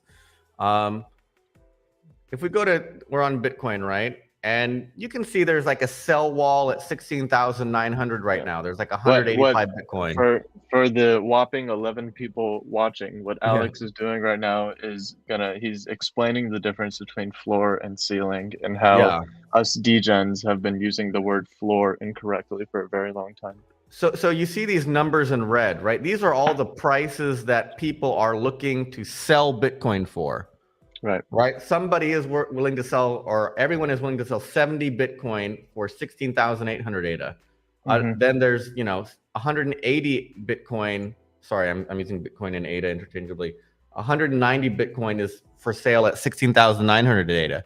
This is very similar to what degens do when they're like 10 chilled Kongs till 2,000 ADA, 50 chilled Kongs. They're counting off the resistance. That like how much people need to buy, or in order to move the what they call the floor up. Here, these are buy walls, right? And if we switch over to this depth view, there you go. This is the important thing. You always get this V shape, right? Of like, you can see like it just goes up as you move away from the price. More and more people are willing to buy at this price. And more people are willing to sell at this price. So right now, due to that 90-degree drop off on the buy wall, that's strength. That's a lot of support, right? That's saying like, oh shit, we have to sell 480 Bitcoin to fall through 16,700, right? That's support. And what these hodls are, if we switch back to it, it's a joke now because there's one, right? But this one is more support than we've literally had in the Cardano NFT scene ever. Because now tangible. Yeah. It's like if you have a chilled Kong and you need 1,000 ADA, you're fucking welcome, right? You can use this and it's instant liquidity. You don't have to worry about someone undercutting you if you list the lowest one. This is the hodl thing is side and separate from shorting and longing. This is the collection offer thing. Yeah, this is collection offers, and what it means is that have you ever heard of a How come JPEG Store hasn't built collection offers? Isn't that like that can't be the biggest deal? no shade at JPEG? We asked them to do it, like because we didn't want to have to make this, but it's actually important for shorters too, because to short something you have to borrow it and then sell it, right? And then you have to rebuy it and then repay your Yeah. loan. And so it So was you what comes to my head is that it's kind of hard to, at least for Cardano NFTs right now, it's kind of hard to short, right? Because you have to take fees into account and then Mhm. fees when you sell it, and you have to find liquidity for someone to buy it from you, right? Yeah, and so these hodls were kind of important because one, they allow bulls to get in under the floor price, right? Right. Like if this guy is a chilled Kong bull, he's now got the highest offer for 1,000 ADA. If somebody is having a tough spot in their life and they need to sell, they can sell, right? And they don't have to worry about, you know, Yeah, waiting. Yeah. and will I be able to sell or not? Like all they have to do, they come here, they click this. I don't have any chilled Kong, so I can't do it. They send it chilled Kong, they immediately get 1,000 ADA, right? Bam. Yeah. And what I think is going to happen is I don't think there's but like a handful of collections that will actually have a buy wall of support underneath them. Because most of the NFTs we know are like wash traded smoke and mirrors, right? And those wash traders who are pumping their bags, they're not going to put money at stake to like buy more of their NFTs because like they don't want to get left holding their bag, right? They're happy to Yeah. exit, but they're not going to like buy more of these things, right? Yeah. And so what I think is going to happen as people start to understand these hodls, they're going to like you're going to be able to see like a binary 1 or a 0, like oh shit, people actually want to buy clays or people actually want to buy space buds and they don't want to buy this other nonsense. Like there's no support there, and that will make people a lot more skeptical about buying something that the number is going up but it's just being wash traded between the founders' wallets. Do you get what I'm saying? Have yeah. Yeah, I'm with you. Have there been any, I know you literally just launched within the last like 72 hours. Has there been any notable contracts? Yeah, so somebody is shorting chilled Kongs right now. Like they borrowed a 1,400, 1,800 thing. Let me pull up something. Where is it? We can see using the staking key. Right now, there's 20,000 ADA locked in various smart contracts. Somebody is lending out a bud. You can see right now. Oh, no way. 5 unsigs are being offered. They're offering a bud right now, or it's actually in contract? They're offering a bud too short.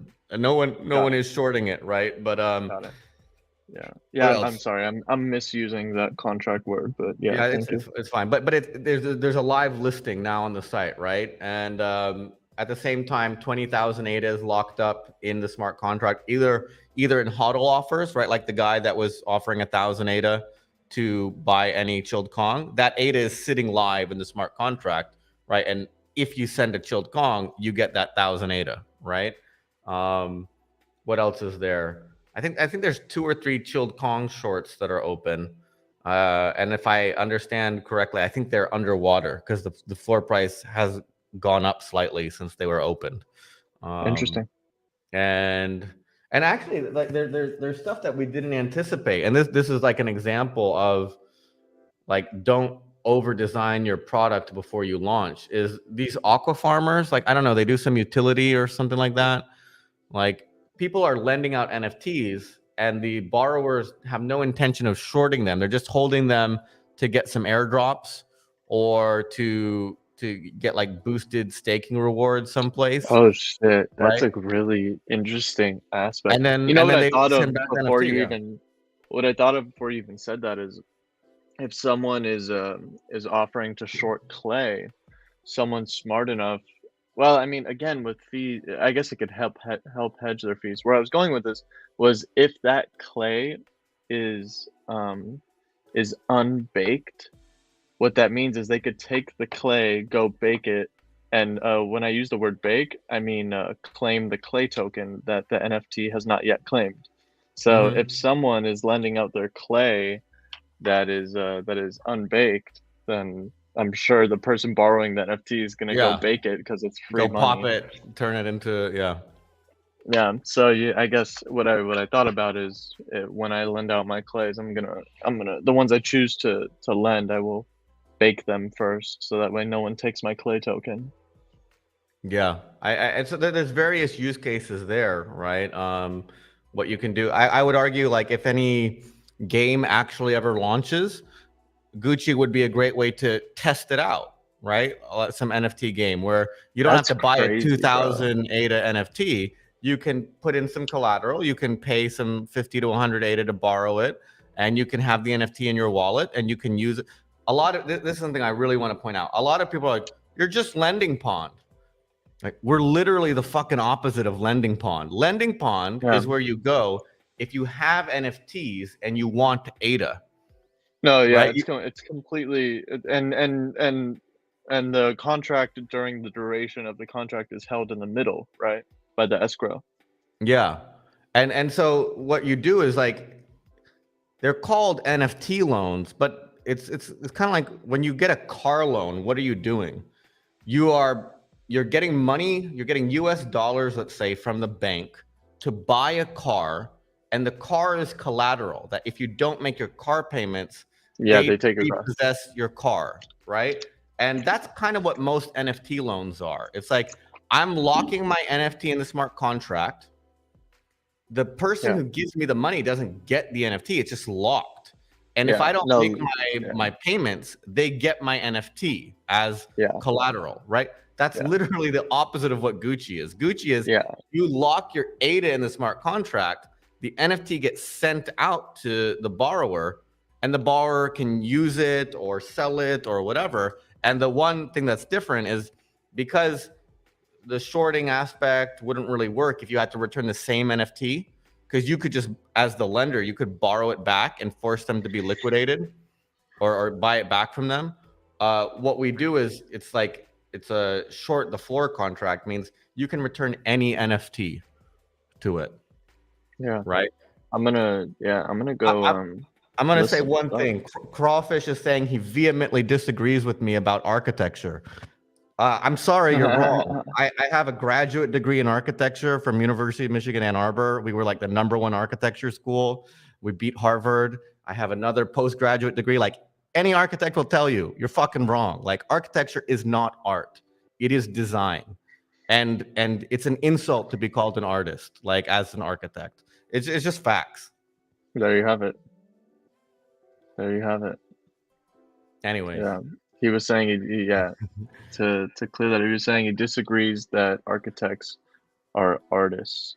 And the person in the comments was suggesting that they are artists. And and to be clear, responding to that, creativity is like a human thing, right? And artists aren't the only people who are allowed to be creative, right? Creativity there's creativity in engineering, there's creativity in marketing, there's creativity in many aspects of human life. And what I want to get away from is this idea that artists have a monopoly on creativity. Right? And you just know it. Like creativity in cooking, right? But cooking has a valuable use to it, right? Of nourishment and the same way architects would say, like, yes, like we don't want to just make mini malls all across everywhere that are meaningless, ugly. Yeah, I think it's partially semantics. However, I totally understand where you're coming from, and I think I understand where Crawfish is trying to come from as well. Well, he's saying, he's saying his father is an architect. He was an artist. Like I kind of disagree. Like I strongly disagree. Most people will say the dividing line between art and design is utility. Design is things that are creative with utility. Art are literally things that are useless. Like that they're beautiful and they're aesthetic experiences, whatever, and they have no purpose. Like that, like beyond like if you take a beautiful painting or something like that, right? Like you could burn it for firewood in a forest. Like that's the utility it could give you, but that's not why you're into it, right? And I have, like, we can pull it up actually. This is a good thing. Is my screen still being shared? Uh-huh. Uh-huh. So this is where it gets fun. You go to the MoMA, like literally the Museum of Modern Art, right? Mama. They have an architecture and design collection. It is separate from, you know, paintings, sculptures, Interesting. other thing, like, and they have examples of, like, I have this Olivetti, what Terra 22 MoMA. This is a great example. We'll pull it up. But I This guess someone will argue with you that it's still the art and the architecture and design area is still at the Museum of Modern Art.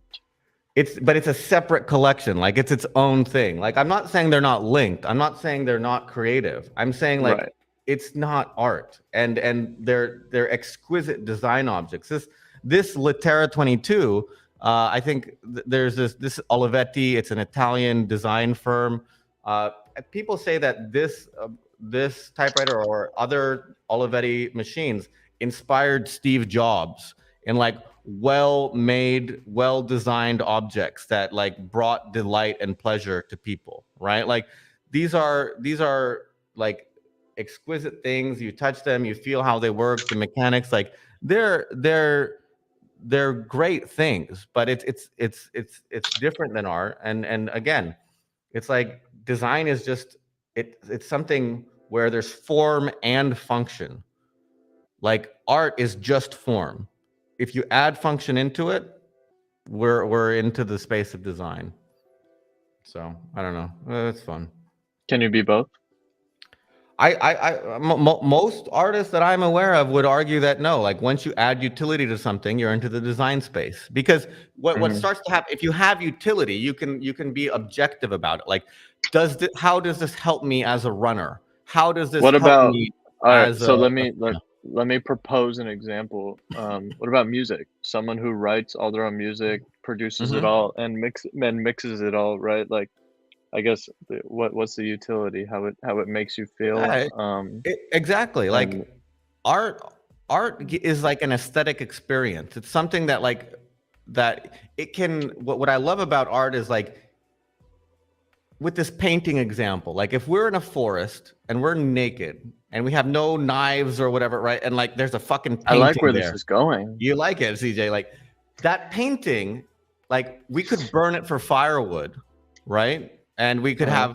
we could have heat for one night, right? Yeah, Or, like, the meaning and the questions in that painting can inspire you and I to not give up and to keep on living and to try to, uh-huh, like, that's the value of art, is that it's not in the utility of the art, it's in the thoughts and the ideas that it, like, and the feelings that it gives the people looking at it or hearing it yeah, or experiencing it, to, like, find purpose and meaning in life, because life is a fucking sure. depressing thing, right? And if you're rational Can about be, it, yeah. we should all just fucking kill ourselves and get on with it, right? Like, but art is this kind of, it's the most useless thing that's the most useful thing, because art, to me, makes life worth living and worth experiencing. So when I say it doesn't have utility, I mean it doesn't have a functional use. And that's very important to me about art. It's that, in spite of not having use, it transcends all this bullshit about, like, here's, like, some audio equipment on my desk. It has a use, right? Like, it will go obsolete. I will replace this and I will have a better audio board next year or whatever, right? But what's beautiful about art is that it's not trapped into that kind of upgrade cycle or that, that use and That was utility aspect. that was really beautiful, bro. I really like where you suggested. Like, you basically just laid a huge statement saying, "Get in touch with your creative side, because if you don't, life is barely worth living." That's Yeah. kind of what you said. Like, And this, yeah. what's the point if you don't, we're really tangenting here, but if you don't tap into that childish, silly, or you don't tap in, whether it's not childish or silly, but if you don't tap into doing something, whether it's with your hands or with your brain, or doing something new and silly and trying something new, it's like it's not, you know, I don't want to get like too crazy about that, but it's like it really it Humans was have just an really urge to funny how make and create things, right? you were, yeah, exactly, right. And it's why we keep innovating, and it's why Yeah. it just gets faster and faster. And yeah, just get on with it if you're not going to. That's Yeah, horrible. but I mean, like, yeah, like, what's the point of living? What's the point of all this, right? Like Yeah, art and culture literally give meaning to otherwise a yeah, rather drab, dull existence, right? To yeah, experience pleasure, experience delight, and yeah. So when I say useless, it's like it doesn't have, Maslow's hierarchy of needs. Is this a pyramid? yeah, yeah, yeah. Um, I love that pyramid. Yeah, share it. yeah. I've recently been doing a lot of leaning into that lately and understanding the Right. pyramid. This is a random thing. We'll just zoom into one of them. Well, here's one with pictures, right? Like self-actualization needs. You start at the bottom. It's like food, Yeah, sex, water, right? And then you go up like being safe, like having a house, not worrying about someone like breaking your head in. Then you get to social. It's like, do I have friends? Do I feel valued by other people? And it's like, am I being recognized, right? And then do I feel like I'm utilizing my worth as a human being? Like art is pretty much working at this level, right? Like it doesn't help right. you eat. It doesn't help you be safe. It doesn't help you, And to be clear, the belief is that if you don't have every single one of the levels, that you can't move on to the next, right? yeah, it's like you don't really care about this thing at the top if you're hungry, right? Like Right. if Oh, you're oh, it's like hungry, that. you Right. you you like it doesn't matter if you feel like valuable as a human. My I had a professor who once said that society looks like it's really put together and it's working well, but society is really 48 hours from complete anarchy. Yeah, Like if for you sure. take away food and water, electricity, it doesn't take too long for shit to get primal, right? Like people start to acquire resources that they need to for themselves and their family, regardless of any laws or regardless of any rules, right? Like you start rolling around the streets and looking for shit because like it's just natural. It's human. Like if I So have a then what? kid. So then, am I gonna make shitty music if I haven't slept with anyone in months? No, no, I mean, you'll experience pain and anguish, and this will probably be used as like a catalyst to create Oh, there something we good. go. And you will get into someone's pants because like the thing that you made was so real and so human that like when somebody hears this, they'll be moved by it, right? Like most Right, art is from some kind of place of discomfort and pain, right? Like right. there's a famous I think it's Tolstoy or Anna Karenina is this famous Russian book, like one of the most famous novels of all time. And it opens with the line, all happy families are alike in their happiness. All unhappy families are unique in their unhappiness. And the way this was explained to me is like literature is an art is about unhappiness because like there's only one Yeah, fucking story about being happy. yeah, It's like we had money, yeah, we had love, we had respect, yeah, like everything was like that's not a story. Like there's yeah, only you need yeah. everything to be happy, but Wow. novels and stories and art is like there's something missing.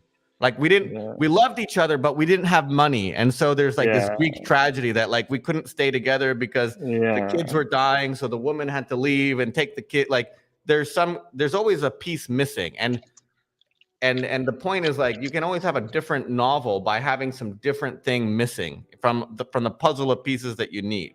And so I think most art is kind of like this. It comes from this place of there's something missing, there's something upsetting, there's something that motivates you because like if you're happy, you're just happy, right? Like and you're moving along and it's Right. usually like And then shit's boring.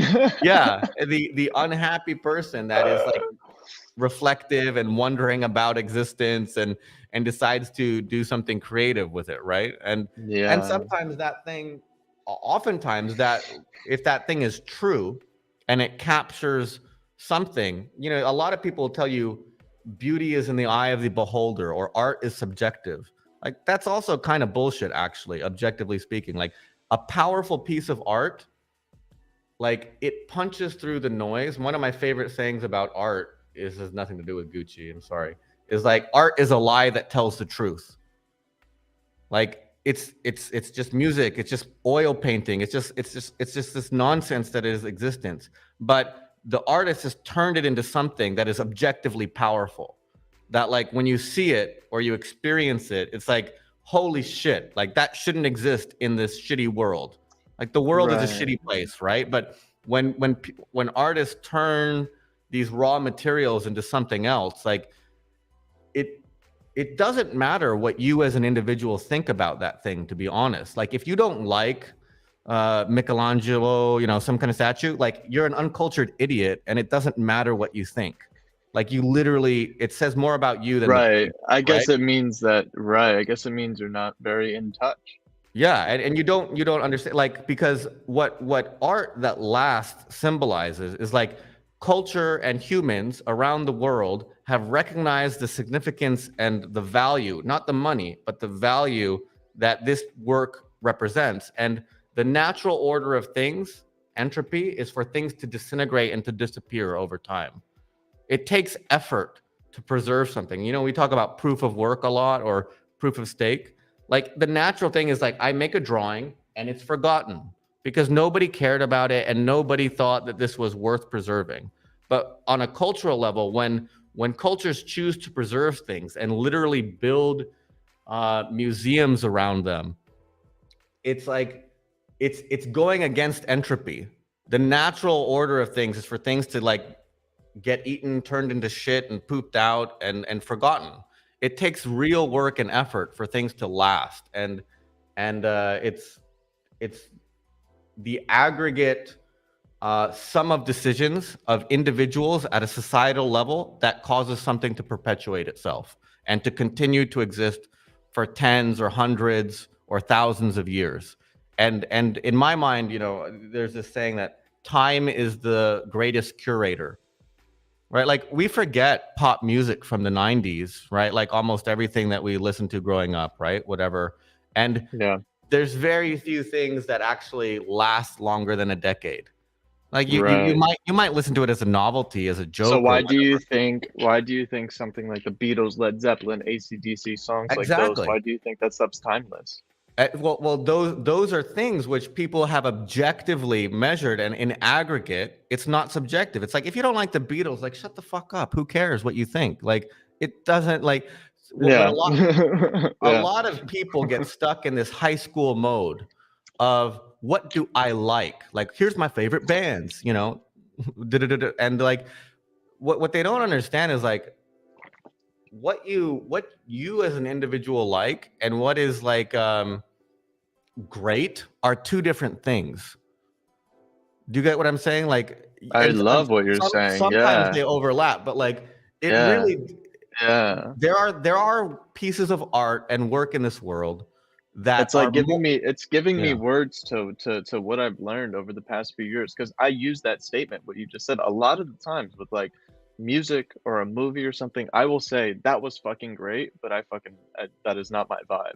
You know, yeah, like, and it doesn't matter, right? Like, and like, some of the greatest movies I've seen, like, I can't watch again because they're too painful to see. Like, it's like, it's not an enjoyable experience. It's not about, do I like it, but, like, but that's, like, why it's great. It's a powerful experience, right? And it's not about, like, people who talk about liking something, like, that's not what art is about. It's not about liking something. Like, did it change you? Did it, like, are you a different person now having experienced this thing than not having experienced? Is your life meaningfully different, right? And it's not about, like, oh, I like the colors, or, oh, I like, you know, it makes me feel good. Like, no, like, that's a very kind of juvenile, simple level of development of aesthetic. But it's important too, right? It's eye candy. It's I mean, you're really going in. You're really digging on liking something. So I'm trying to guide and see where that's going. Here's the thing is that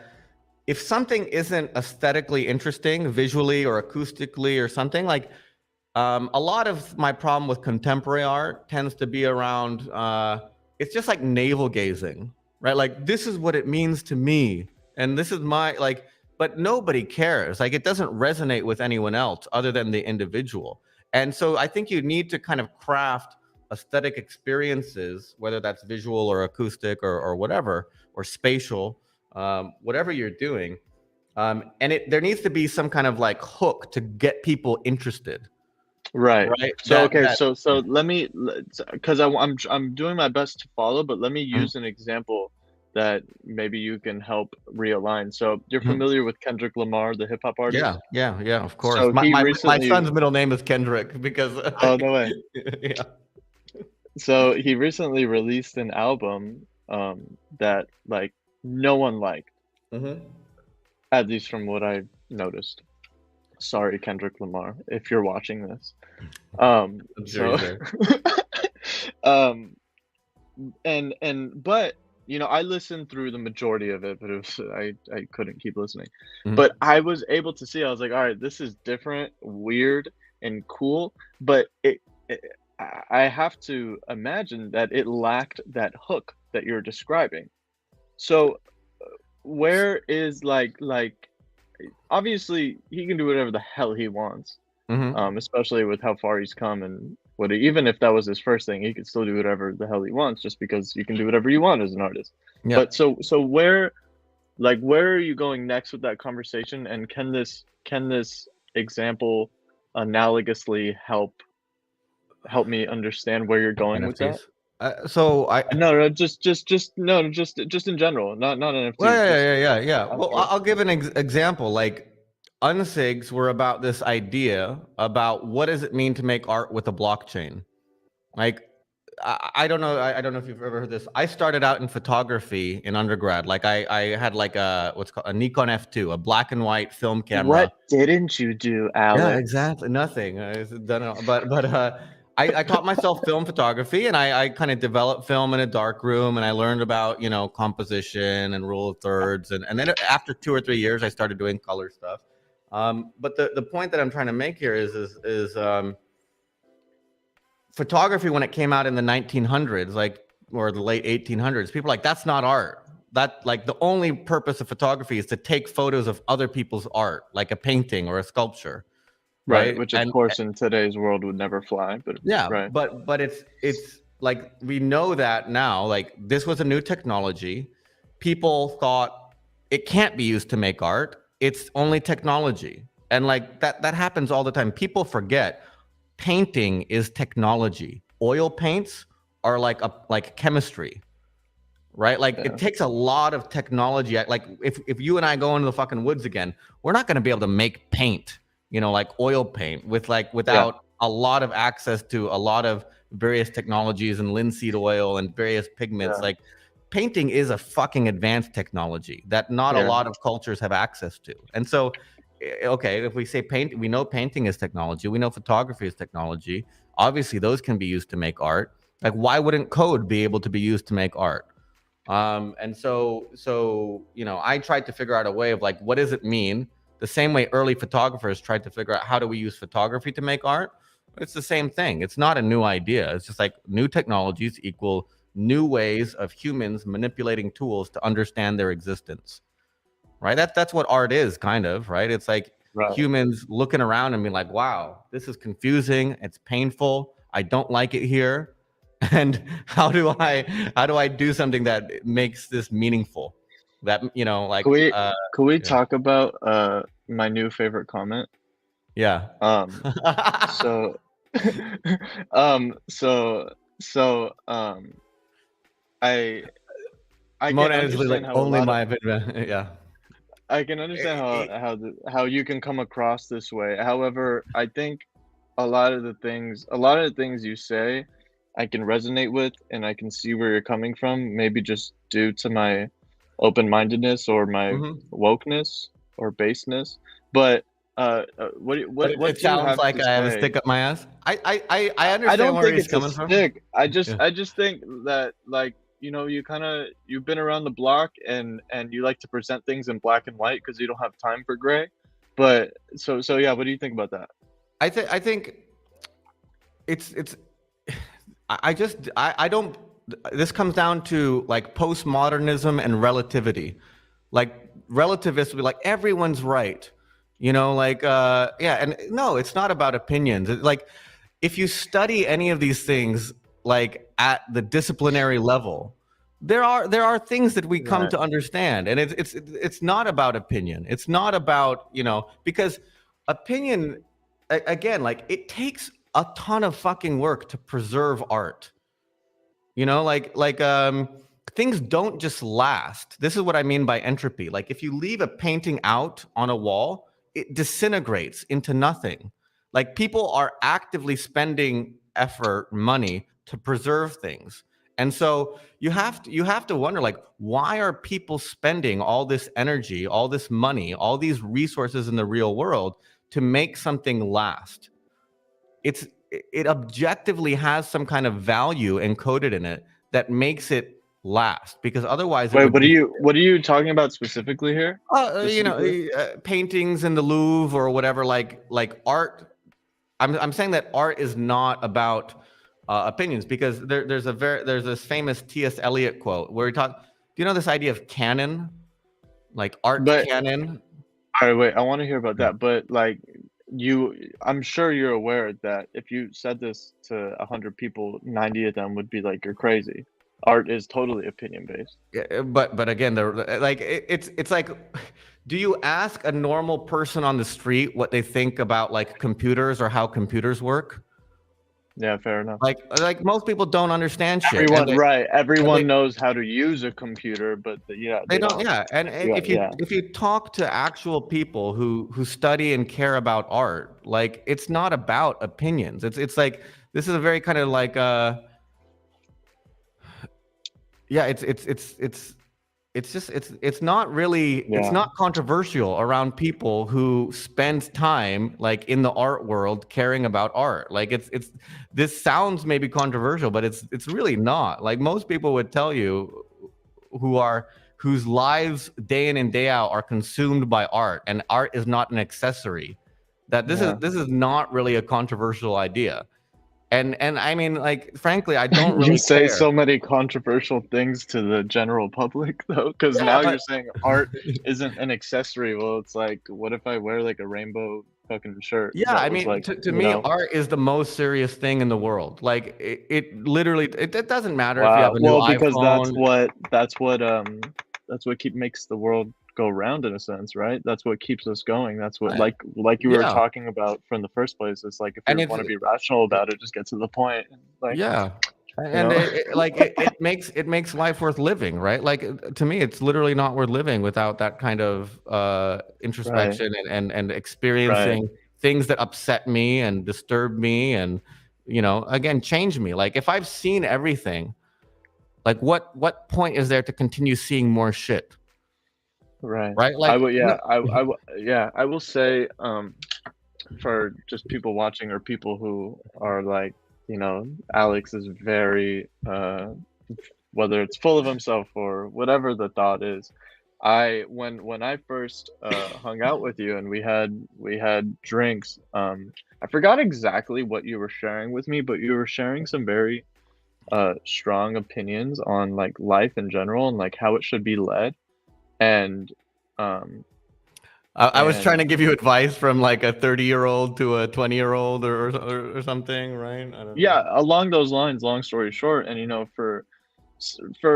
usually for me, it's like I have to be very aware of what I listen to because everyone thinks that they can tell you stuff. But I really just I saw where you were coming from, and then from there I was able to pick apart what I liked or didn't like. But I I, What I didn't you really like, CJ? I don't believe that. You liked everything I was saying. I'm teasing. We well, had a fun chat and there. Yeah. no, I had a lot of fun. Which is why we're still going. I like to keep the streams around an hour, Uh, but I didn't want to stop it. But that's my point is that there wasn't really anything that I didn't like because there was value in everything and most everything you said, in my opinion, or at least I found value in it because I just like the due diligence that I feel like you've come with through this life. And I I think I've think that, experienced a lot of stuff, right? Like and you're kind of yeah, teasing, but I grew up in the States. I have a Japanese yeah, yeah, yeah, father. I have an American mother. I lived in Japan. I went to school there. I worked in India. I mean, like I've been around a little bit and I've seen a lot of stuff. My dad was an investment banker for Goldman Sachs. My mom was like a broke ass Mormon lady and got foreclosed on. Like I've been in rich worlds. I've been in broke ass Utah, middle of yeah. nowhere, Whoa, white yeah, trash world, and I've been everywhere. And like yeah. you kind of learn some things, and you see people in their Right. various states, and I And think so, yeah, yeah, and what I want to encourage people to do is, like, take note of that credibility to who you're talking to, and just you don't have to fucking own everything they say or own everything that someone is trying to tell you, but there's value in that, and for someone like you who is proposing these ideas that most people would call opinions, but are, yes, you can have opinions on if it's your taste or not on something like a song or a movie or a piece of art. Is it your taste? Is it the statue that you were referring to? Is that something you want to put in your house? Okay, maybe not. And some people would be like, oh my god, I would kill to have that in my house. mhm. But the appreciation and the acknowledgement of, is that great, is Yeah. is kind of it's even hard for me to say, but I'm starting to align with where you're coming from. It is kind of a fact. This is where I'll seal that deal, or I'll try to bring it home. Yeah. Art is in architecture. We talk about the disciplinary conversation. Like we talk a lot about like where did architecture come from like the pyramids to Greeks to Romans, and like how did architecture evolve in time? That we call that the discipline, right? The how things have changed, how the thinking has adjusted. And what art tends to be about, art tends to get a bit meta at one level where like you're Can referencing you define previous meta? art. I feel like I've heard that too much, Okay. and I've never. Meta is like things about things. It's like you have Can you use it in a sentence? I'll try when you're talking about Twitter on Twitter, that is a meta experience. Like you're talking, and Okay. it's not it means like it's when you write a song about writing songs. Okay. Okay, like, and It's you're like like, Inception. yeah, it's kind of like an Inception thing. It's like this box within a box, and it like a lot of postmodernism gets very meta. It gets about like there are things about Oh, things, and okay. like you're like, what does it mean to do that? But okay, so most art, once you get past like a very superficial level, it tends to be references to other art, other things that came before it.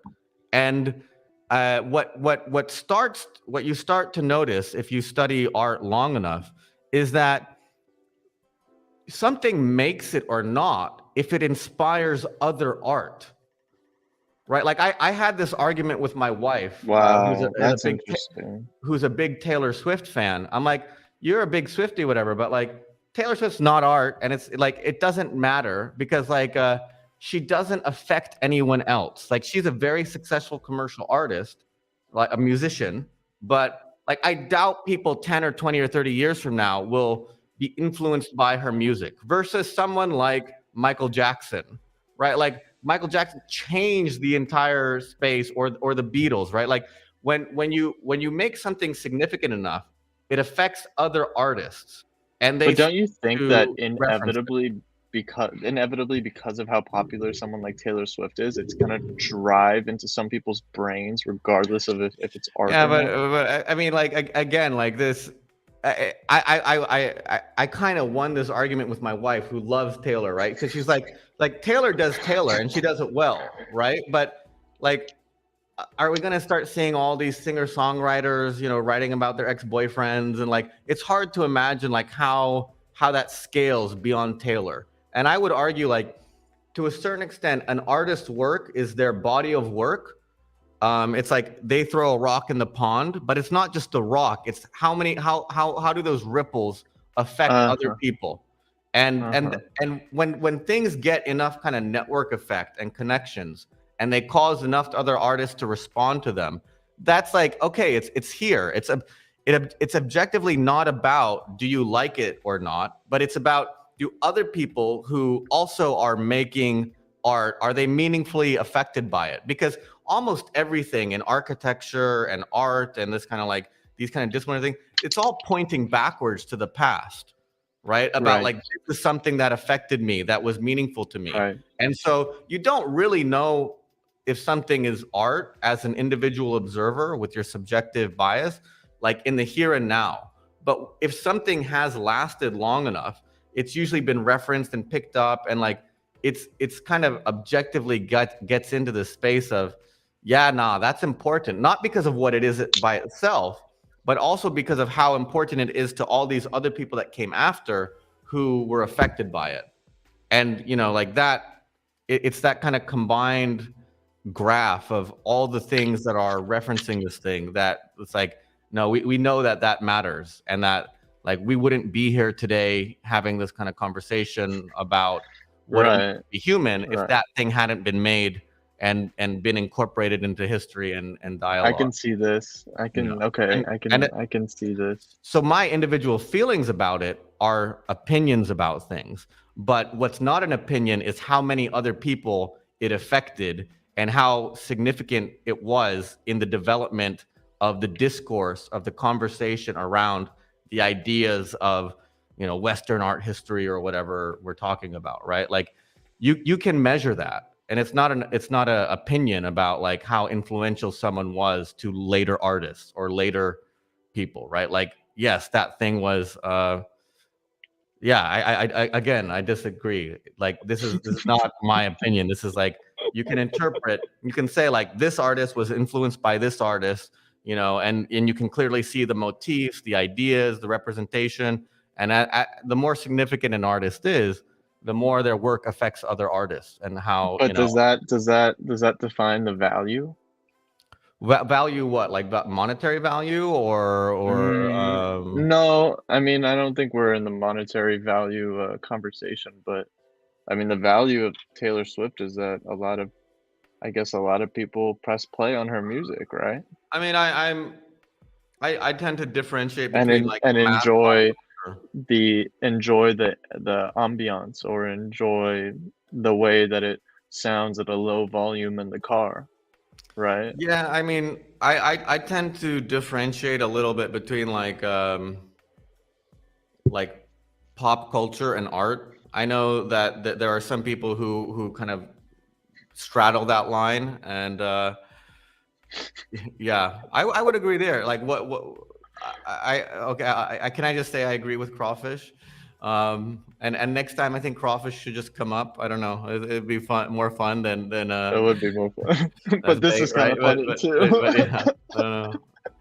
At me on Twitter, Crawfish. I'm happy. I'm done arguing with people on Twitter now. I'm just like, it's not a fun or useful thing. Yeah, But just show us your gooch. yeah, exactly. And I don't know. I think if you talk to any, I really, I think when I talk to other architects, I've also worked for artists, right? Like who are professional studio artists, and like it's really in this domain of people who do this. Like, it's not a controversial idea. It's like, yes, there is greatness. It can be objectively seen. And again, if you don't like a great work of art, you look like an idiot, or you look like an uncultured or uncivilized or a non-thinking person. And like Is nobody there, cares. and so is there something wrong with that? No, but like it literally doesn't matter what you think about art, because like you're not well read in like there's this idea of design literacy. We Being literate is to be able to read text, be able to read books, right? Letters and words, and put them together. There is a level of literacy that is required to understand design, and it's not really well taught in schools. And anyone who goes down a design discipline starts to learn objectively how to like measure design and to understand what is good and bad design. But most people don't have this skill, and they're literally not literate. They don't know how to interpret physical objects and whether or not they are representative of good design. And most people also aren't art literate. They're just not educated in the conversation of art. And frankly speaking, one metric of that is thinking that art is about what you like. Like, art is not about what you like. It literally doesn't matter what you like. Like, liking something is like, it's like a kid being like, I like peanut butter and jelly sandwiches, or I don't like peanut butter and jelly sandwich. Like, great, but that's not what nutrition is about. Nutrition is not about liking food or disliking food. It's about knowing about, protein and carbohydrates, sugar. Like, Right. there are things that you can measure in nutrition that are beyond what you like or not. And there are things in I art guess that it's you can at measure. that point, it's what you value at that point. If you want to be overweight and unhealthy, then you can eat PB&Js forever, right? Yeah. And if like the same thing for design, like you learn. There's a famous painting, like, how do you know a good painting? You look at 10,000 paintings.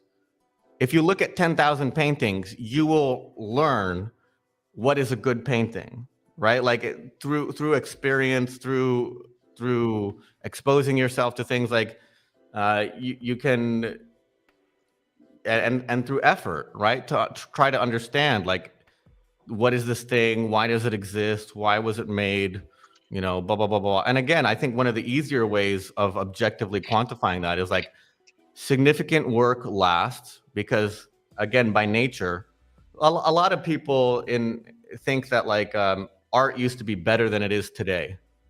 Like, why Picasso and all these great artists, existed then, but they don't exist now. And the simple answer is, it's not that art was better back then. It's just that all of this shitty art was forgotten, because that's the natural order of things, is that things get Right. deleted and lost. And so we only see the great things from the past. Whereas now, the great things that are being made now are stuck in this noisy environment where there's some great stuff and there's a lot of shit, because most stuff is shit, quite frankly speaking. It's Right. Well, of very course, right? hard It's a to lot make. easier. Yeah. Yeah. Yeah, it's a lot easier to make shit than it is to make gold. And exactly, right? Like, it's rare to make something exquisite. It's not the normal thing. And so over time, it's like hard rocks stay and soft rocks get weathered away by erosion. And great art is a hard rock. Like, it sticks around, and the other stuff around Yeah. it gets washed away. And so Yeah. it's not that people used to be better than they are now, but it's lasted. And so that's why my friend, when I started getting interested in literature, I said, what should I read? What should I in undergrad? And he was an English lit major. He said, don't read anything that was written in the past 100 years. And I thought, and I said, why? And he's like, well, we don't know. Like, if you want to read good books, the easiest way to know something is good is that people are still reading it 100 years from now. Right. From when it was written. Cool. Like, if something is still around 100 years from now, it's probably like a classic, and things don't just become classics by default or easily. Right. And so if you only have a finite amount of time to spend, like, familiarize yourself with the classics and these things that have already lasted. Once you've done that, which, I haven't like completely exhaustively done, you feel free to explore more and figure out what's going on now. But you start with these things that are kind of, I don't know, it's whatever. I don't know what we're talking about. Gucci, short NFTs. Gucci, boom. Yeah. All right. Well, yeah, let's wrap up, because 1, I gotta pee. 2, we're going over 2 hours. 3, my brain is perfectly filled to the brim with therapeutic, inspirational knowledge. Yeah. So yeah, dude. It was fun, man. I'm sorry we didn't talk too much about Gucci, but maybe next time. I mean, we talked about what I wanted to talk about with Gucci. So when things get hot, then we'll have another broadcast. Awesome. I look forward to staying in touch and coming out to Lisbon sometime soon. Please do. And if anyone, regardless of what you think about me or art or all this stuff, like, it's important for Cardano that we develop novel dApps and ideas that do things that don't exist. And I think even most people who dislike me recognize that there's at least some value in an idea like Gucci, because like it literally doesn't exist on other blockchains. And if you want Cardano to succeed, you want like people and ideas which are novel and bring value to people to work. And so, like I said, this is an ugly baby, right? But I hope that, you know, by working together, by getting feedback about, as a designer, getting a critique from a professor, we say like, it's not enough to just say something shit, right? But you have to know why something is shitty, and you have to give that feedback to people so that they can stop making shitty things, right? Like this is the reason it doesn't work, and that's what you learn in design education. That's tough though, man, because like that's really tough. That's a really tough thing to say, because then it's like, you know, what if you really are living with your head on the sand and you think something is shit and you think your feedback is good, but it's not, and now you're driving that person in a different direction. And well, you I know, mean, sometimes this is the thing. Like, if you just say something is shit, like your opinion objectively doesn't matter, because you'd have no. But if you say like some people said, Gucci is shit because like I can't see the name of a project, like that's evidence, right? Like, yeah, okay, like that I can understand that, and that's a true thing, and I can, yeah, maybe it's a useful thing to see the name of a project, right? There's a reason we didn't include it, because anyone can name their project but you anything. can't embody that the entire project and everything that you've done is now shit because of it. Maybe that Yeah, portion and is so shit, yeah, right? exactly. You can say like, you know, I have very short legs, right? Like that's an objective measurement. Like I have short legs, great, awesome, right? And there are objectively things that I'm very proud of about Gucci, and there are objectively things that I'm embarrassed by. And but again, the point is even if you like, if it's not your thing, it might. If you want Cardano to succeed, you want people to be developing new things for it, and you, Yeah. even if you don't like the person making them or what it's doing, you have a vested interest in helping these dApps kind of get going on their on a good feet and developing into something that is useful, right? But Right. anyways, I love your most of rants, it is bro. good, yeah.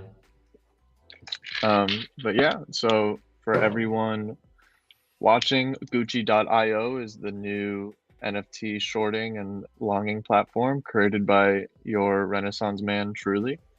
And if you have never seen Unsigned Algorithms, go check them out.